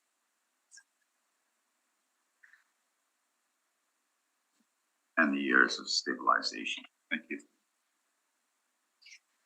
Thank you. Mr. Valderrama, do you have any questions for Mr. McCubbin? I have none, Madam Chair. Thank you. Ms. Duncan? Yeah, you had referenced that only windows and decorating were reported to have been done since 1913. Where would you get that information from? That information, Madam Chair, is just an observed and photographs of the subject property. The fenestration is different than that of what would be what would have been built in 1913. So just you've inspected the property? Sorry? You've inspected the property and I have not inspected the property. so who would have done the observations and the photos? That is merely my observation going down the street view of this property, Madam Chair. I did not get out to this property.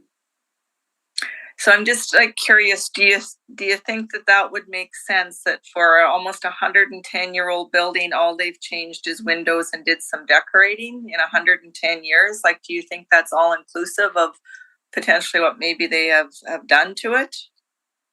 When I say decorating, Madam Chair, no, the mechanicals would have been changed, Madam Chair. The heating system, the flooring would have been updated. The demising walls would have stayed the same, Madam Chair. The structure itself would have stayed the same. What do you think? Sorry? What do you think in regards to electrical and plumbing in a 100-year-old building? Yes, that would have been upgraded too. Okay. Yep. No further questions. Thank you. Thank you very much. Mr. Mann, do you have any questions? I do, just with respect to the income and expense workup at your page 8 of your brief.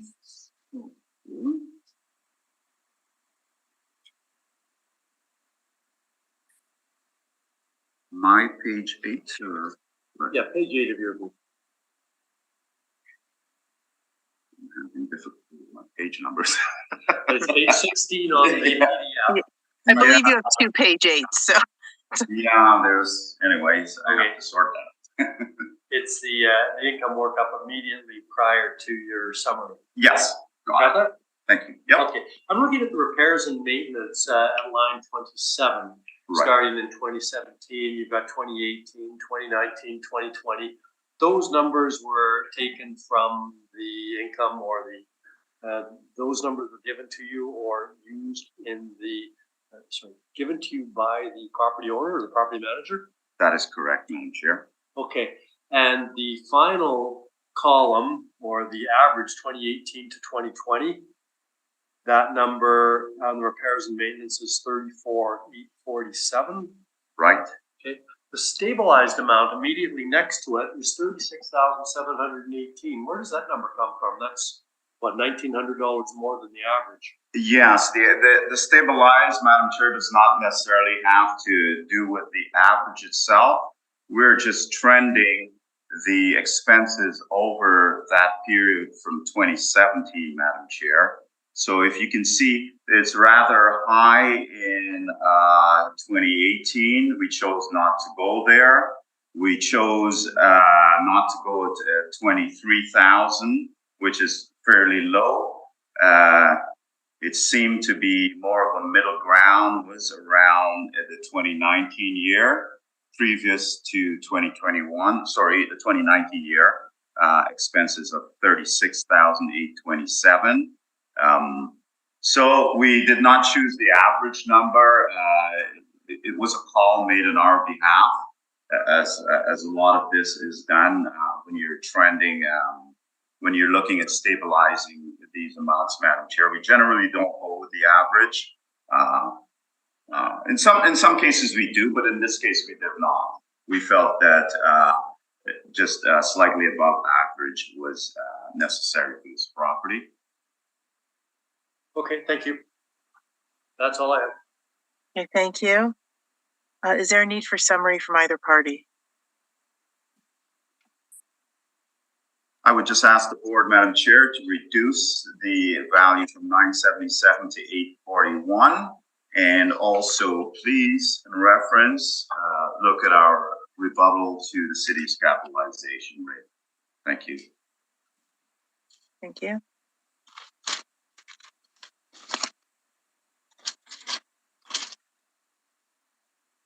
Okay, the next matter on the docket is 95 Ellen Street. Mr. Valderrama, please proceed when you are ready. Thank you, Madam Chair. The next one has a file number of 22-3189. It has a roll number of 13061320.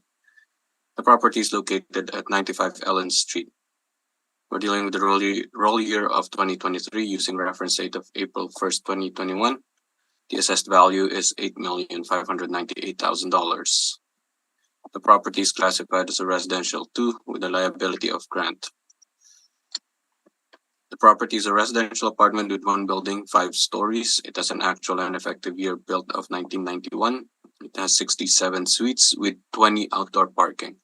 It is zoned as a residential 2 family with a land area of 52,784 square feet, a planned area of 16,724 square feet, and a gross floor area of 83,620 square feet. On page 3 is the aerial photo of the subject property. And on page 4 is the income valuation summary. Again, there are 6 units with an average monthly rent per unit of $1,127.77. The gross potential rent is $906,727. It has a vacancy rate of 3.2%, a vacancy of $29,015 in terms of dollars. It has an effective gross income of $877,712. The expense ratio is 46% or $409,102. The net operating income comes down to $468,610. Applying the capitalization rate of 5.45%, the capitalized income is $8,598,349 or $8,598,000 rounded. On page 5 are some rent comparables. First one is located at 311 Alexander. It has an average monthly rent per unit of $1,013. Second one is located at 316 Ross Avenue. It has an average monthly rent per unit of $1,151. The third one is located at 260 Princess Street. It has an average monthly rent per unit of $1,087. And the last one is located at Adelaide Street. It has an average monthly rent per unit of $1,035. This on page 6 is the subject property and comparable rents. On page 7 is the capitalization rate chart. On page 8 is the capitalization rate evidence. Beginning of page 9 up to page 14 is the 2020 income and expense mailer for the subject property. And that's my presentation, Madam Chair. Thank you very much. Mr. McCubbin, do you have any questions? Thanks, Madam Chair. Mr. Valderrama, again, turn your attention to page 4 of your presentation. The average monthly rent is on the page is $1,127.77. Is that model driven? Yes, it is. Right. And if I can turn your attention to your information with respect to the INE on page 9 of your presentation, it shows that there was nothing that was submitted in terms of income. Is that correct? Yes, it hang on one second. I'm just gonna double On that check specific it. page. That specific page, none. Right. But you can look on page 13 and you will see the relative rents far fall below what you're using for an average monthly rent. So These are the paid rents, and these Right. are all they're indicated as month to month. Yes. Okay, fair enough. And the expense ratio you use is 46.61%. Again, it's modeled. Yes, it is. And the capitalization rate, again, that's model driven. Or Yes, would it you is. like to make reference to your capitalization rate study? It is model derived. That's model driven. Those are all the questions I have, Madam Chair. Thank you very much. Ms. Duncan, do you have any questions? You're on mute. No questions, thank you. Oh, sorry. Sorry. Thank you. Mr. Mann? Just maybe some clarification, please, Mr. Valderrama, about the income and expense mailer, the rent roll, or for want of a better word, the rent roll found at your page 13 and 14. The rents have some very large ranges here. Yes, sir. Can you provide some explanation for that, please? Or are you aware of it? No, it was just submitted to us, and I believe this is a housing facility or a apartment. So that's all that I would have. I'm not sure if it's rent geared to income or anything like that. So I'm not sure. It's a social housing, definitely. Okay, thank you. That was all I had. Thank you. Thank you. I have no questions. So let's move on. Mr. McCubbin, please proceed with your presentation. Thanks, Madam Chair. On page 1 of my presentation, this property is owned by Manitoba Housing and Renewal Corporation. The address is 95 Ellen Street. The property is built in 1991. It's fairly relatively new compared to properties we've been dealing with here today. The suite mix is 23 2-bedrooms and 44 3-bedroom suites. A good suite mix in there.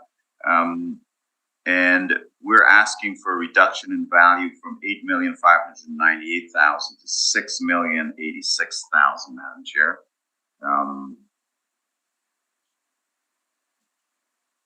Turning our attention to page 7 of my presentation.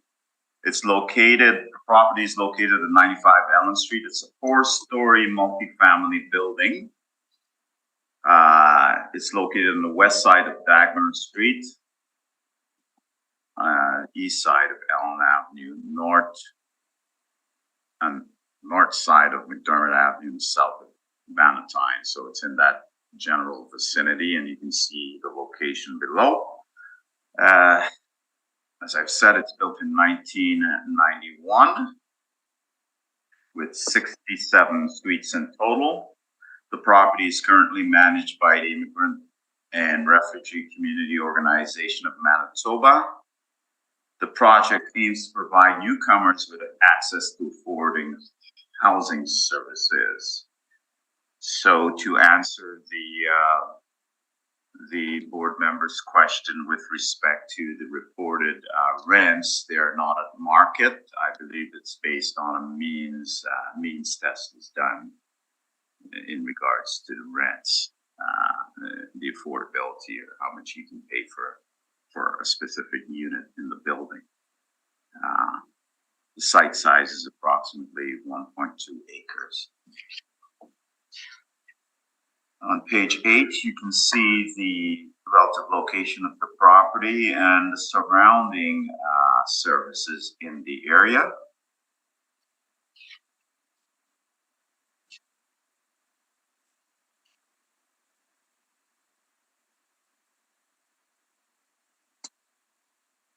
On page 13,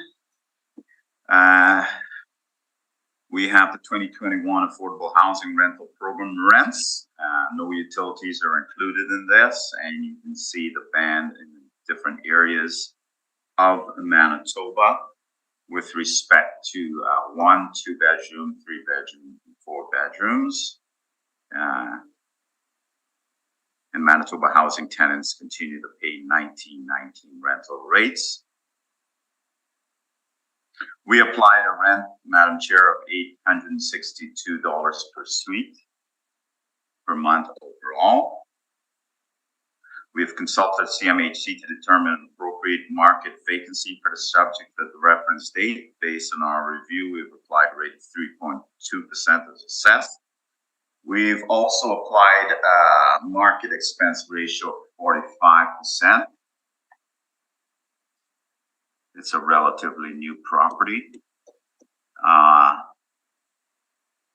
So with respect to the vacancy, accounting for vacancy and discounts, we arrive at an effective gross income of $237,633. The expense ratio applied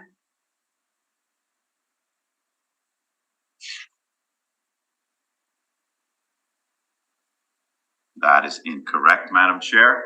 We've applied a 45% expense ratio to this property.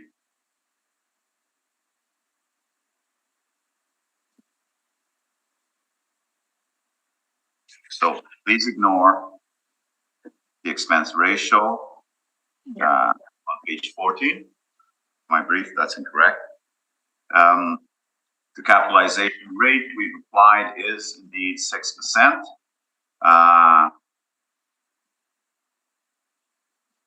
The comments are for a 1976 building, the base cap rate is 5.5%.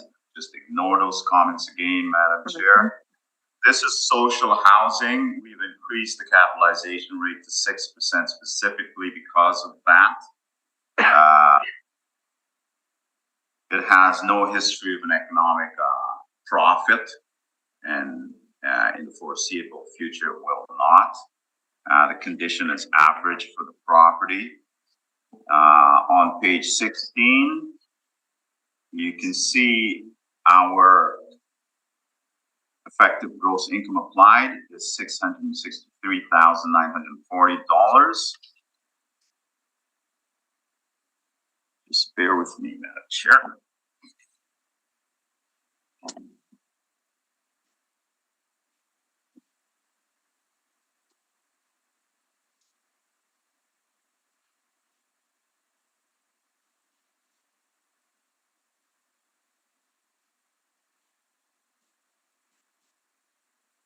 Yes, that is indeed $862 per unit, Madam Chair.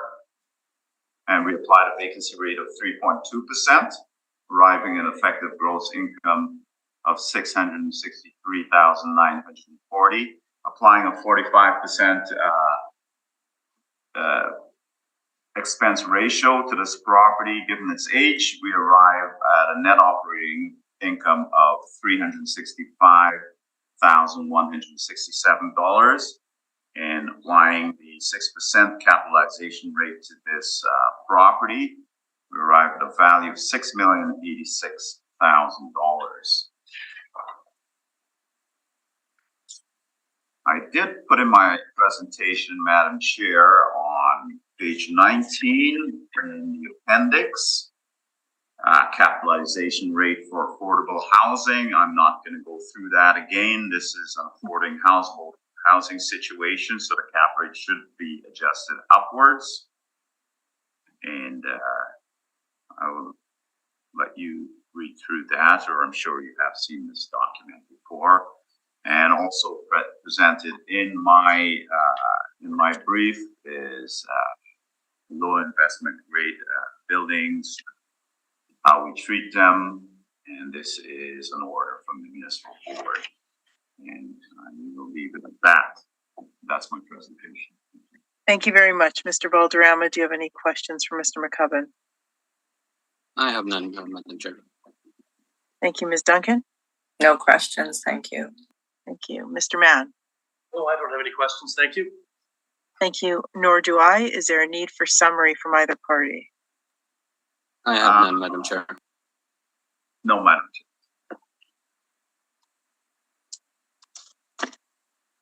Okay. Sorry. Move on to the next matter on the docket, which is 60 Francis Street. Does anyone need a short break before we move on? I'm still good to go, Madam Chair. Fine, thanks.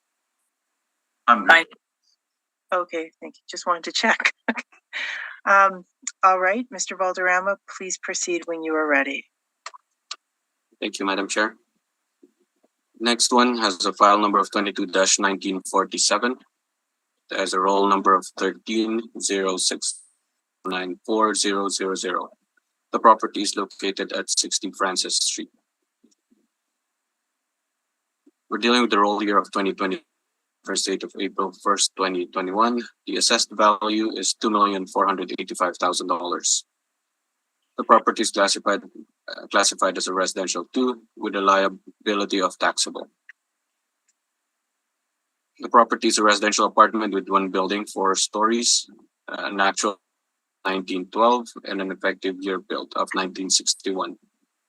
It has 39 suites with 16 outdoor parking. It is zoned as a light manufacturing.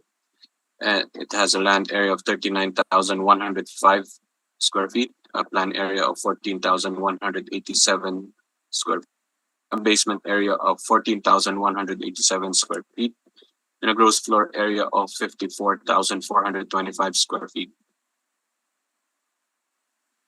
On page 3 is a photo of the subject property. And on page 4, and of the income valuation summary, again, there are 39 units with an average monthly rent per unit of $715.08. The gross potential rent is $300,657. The vacancy rate is 3.2% or $10,709. It has an effective gross $123,948, has an expense ratio of 54.35%. Or $176,066. The net operating income comes down to $147,882. Applying the cap of 5.95%, the capitalized income is $2,485,412, or $2,085,000 rounded. On page 5, I have some rent comparables. The first one is located at 311 Alexander Avenue. It has an average monthly rent per unit of $1,013. Second one is located at 1485 Notre Dame Avenue. It has an average monthly rent per unit of $5. The third one is located at 49 Adelaide Street. It has an average monthly rent per unit of $1,035. And the last one is located at 260 Princess Street. It has an average monthly rent per unit of $1,087. Page 6 is the map of the subject property and comparable rents. On page 7 is the capitalization rate chart. On page 8 is the capitalization rate evidence. And beginning of page 9 to page 11 is the income and expense information for the subject property. And that's my presentation, Madam Chair. Thank you very much. Mr. McCubbin, do you have any questions?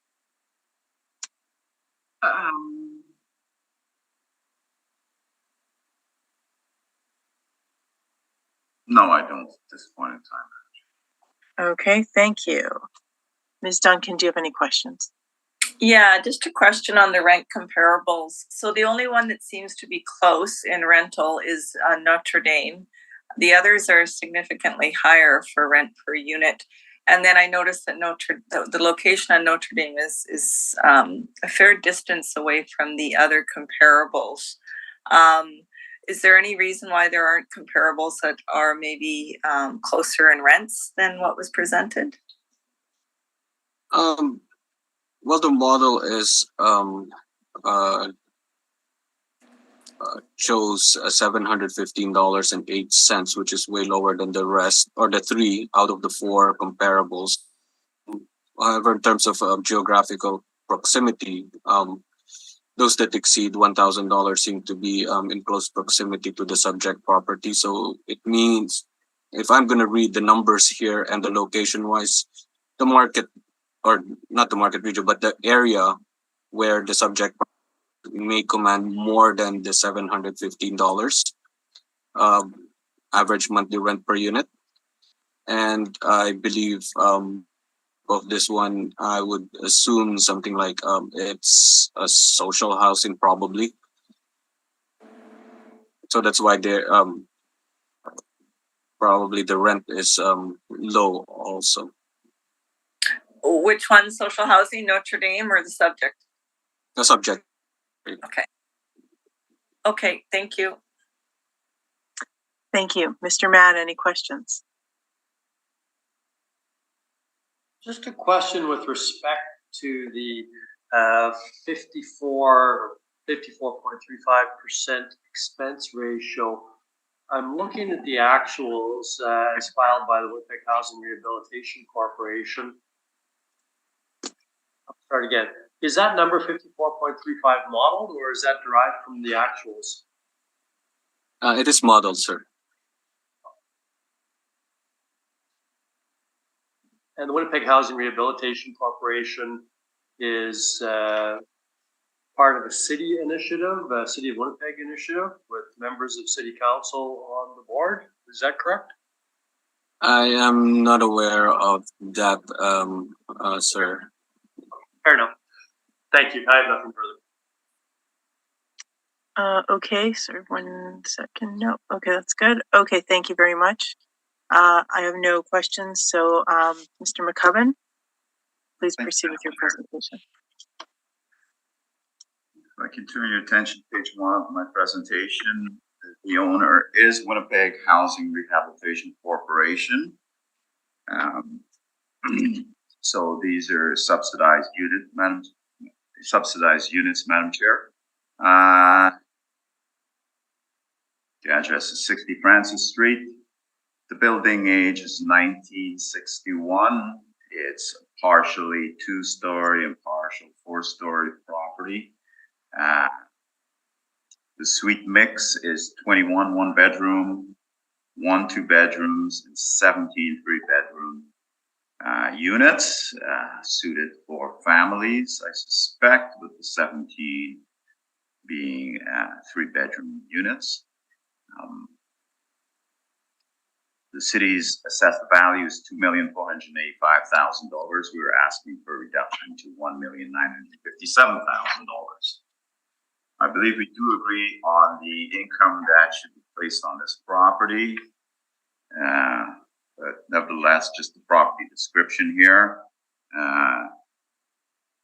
It's essentially what I've said before: 3-story apartment, 3 and a 2-story apartment, partial 2-story. That's incorrect, Madam Chair. It's actually partial 2-story and partial 4-story. Ignore that on page 7 of my. Okay. Nevertheless, the total units in the building are 39 in total. Property zoned M1 for 39,130 square feet and land area slightly less than an acre. You can see the surrounding area, and the amenities in the surrounding area on page 8, Madam Chair.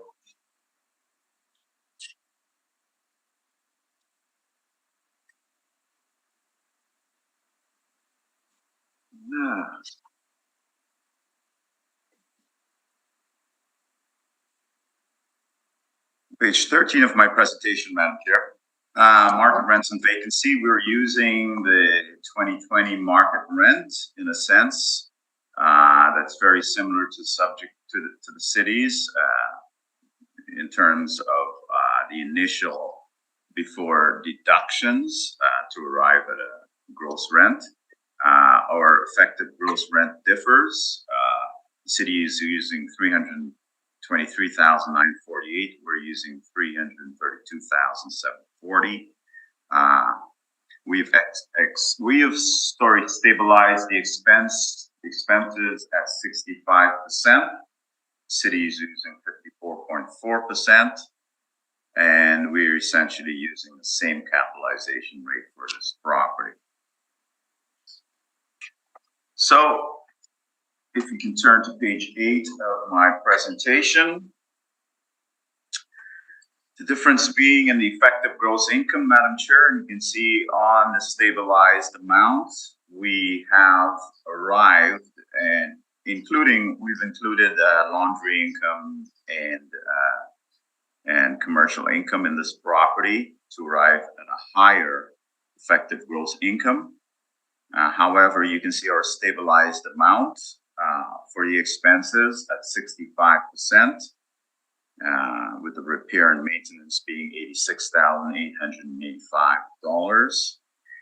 We arrived at a net operating income of $116,459, and applying similar capitalization rate as the city, we're arriving at a value of $1,957,000. If I can turn your attention to page 11 of the presentation, Madam Chair. You can see, of course, a substantial amount of the expenses are to do with R&M. And you can see how that was arrived at over the years that we have information for. It's around $2,228 per suite, or $86,885 in total.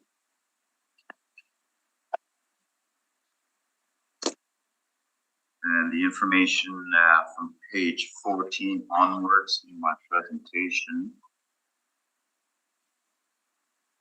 has to do with the income and expense statements of the subject property. And that's my presentation, Madam Chair. Thank you. Mr. Valderrama, do you have any questions? I have none, Madam Chair. Thank you, Ms. Duncan. No questions, thank you. Mr. Mann? No, I don't have any questions. Thank you. Thank you. Nor do I. Mr. Does either party have a need for a summary on this file? I have none, Madam Chair. Madam Chair, I would ask the board to look at our the repair and maintenance that we've done on this property, and look at the total expense ratio that we've applied, and apply that with respect to arriving at the NOI, and I ask the board to reduce the value to $1,957,000. Thank you very much. Before we move on to the next matter, I would like to take a 5-minute recess, please. Okay, thank you very much. The next matter on the docket is 62 Isabel Street. Mr. Valderrama, please proceed when you're ready. Thank you, Madam Chair. The file number for this property is 22-1110. The roll number is 6129850. Property is located at 62 Isabel Street. We're dealing with the roll year of 2023 using reference date of April 1st, 2021. The assessed value is $475,000. The property is classified as a residential 2 with a liability of grant. The property is a residential apartment with 1 building, 3 stories. It has an actual and effective year built of 1978. It has 6 suites with 2 outdoor parking. The property is zoned as commercial community with a land area of 8,298 square feet, a plan area of 1,766 square feet, and a gross floor area of 5,498 square feet. On page 3 is the photo of the subject property. And on page 4, I do have the income evaluation summary. Again, there are 6 units with an average monthly rent per unit of $724.70. The gross potential rent is $52,178. Has a vacancy rate of 3.2% or $1,670. The effective gross income is $50,508. It has an expense ratio of 50.6% or $25,557. The net operating income comes down to $24,951. Applying the capitalization rate of 5.25%, the capitalized income is $475,257 or $475,000 rounded. On page 5 are some rent comparables. The first one is located at 980 William Avenue. It has an average monthly rent per unit of $1,056. Second one is located at 860 Winnipeg Avenue. It has an average monthly rent per unit of $700. The third one is located at 805 Sherbrooke Street. It has an average monthly rent per unit of $700. And the fourth one is located at 1574 Logan Avenue. It has an average monthly rent per unit of $873. Next page, page 6, is the map of the subject property and comparable rents. On page 7 is the capitalization rate chart. On page 8 is the capitalization rate evidence. And beginning of page 9 up to page 17 is the 2020 income and expense information of the subject property. And that's my presentation, Madam Chair. Thank you very much. Mr. McCubbin, do you have any questions for Mr. Valderrama? Yes, Madam Chair. So, Mr. Valderrama, this is an affordable housing situation also with respect to the subject property. I'm sorry, what was the housing complex? I believe based on the ownership, it looks like it is.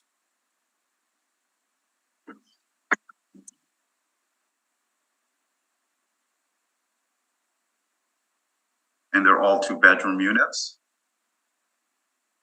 Yes, 6 units of all 2 bedrooms.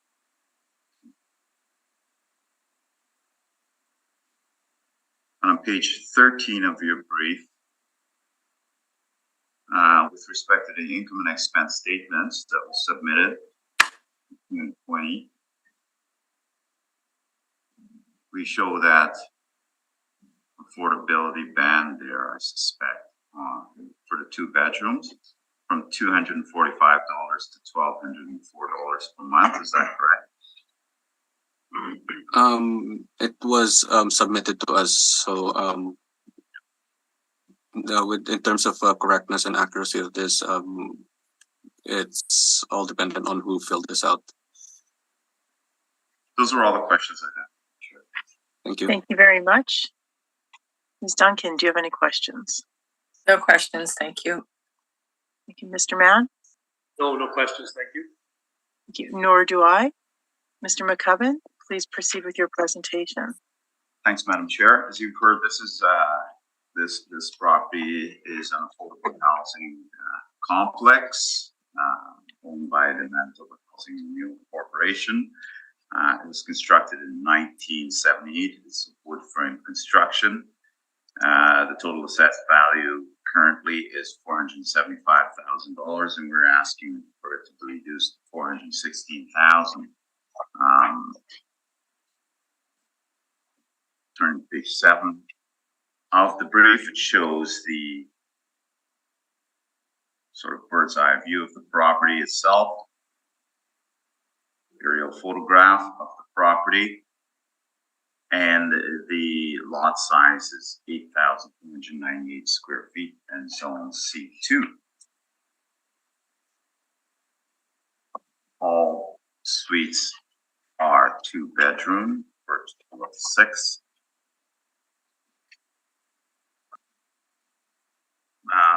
You can please reference page 13 again in your decision. You can see that the rent schedule here for affordable housing complexes throughout Manitoba. And we do agree with the city's, I believe we agree with the city's net operating income in this instance, Madam Chair. However, we think that the capitalization rate should be at 6%, because this property, looking at it from an investment standpoint, should require or should be given a higher capitalization rate compared to other investment properties. Please bear with me. I will reference the municipal court decision with respect to that, and also the capitalization rate for affordable housing rebuttal evidence that I've submitted. Thank you very much. Thank you very much. Mr. Valderrama, do you have any questions? I have none, Madam Chair. Okay, sorry. Ms. Duncan, do you have any questions? Yeah, just one question. So the base rate, based on the Altus studies, is 5.5%. And is it safe to say that the increase from 5.5 for that age to 6 is purely based on the social housing component? Like, what other factors would be considered to increase it by a point from 5.5 to 6? Sorry, you referencing again my pages? Sorry, so page 14. Okay. The capitalization rate evidence references that each building at being a 5.5. So you note that in your summary. You talk about it being wood frame, no amenities, and social housing.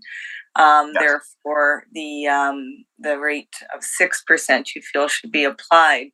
So I'm just wondering, is the sole basis for that increase from 5.5 to 6 solely based on it being a social housing, or are there any other factors considered? Solely based on social housing and what we realize, or what a potential investor would want in terms of a return on their investment for this type of a property. And again, the board, previous boards have recognized the situation, Madam Chair. Okay, thank you. Thank you. Mr. Mann, do you have any questions? I don't have any questions. Thank you. Neither do I. Does anybody have a need for summary on this matter? I have none, Madam Chair. Thank you. I don't. Okay, thank you very much. Thank you. Yes, we have heard all the items scheduled, and this hearing is now adjourned. Thank you, everybody. Have a nice day. Thanks, everyone. Have a good one. Thank you. Bye.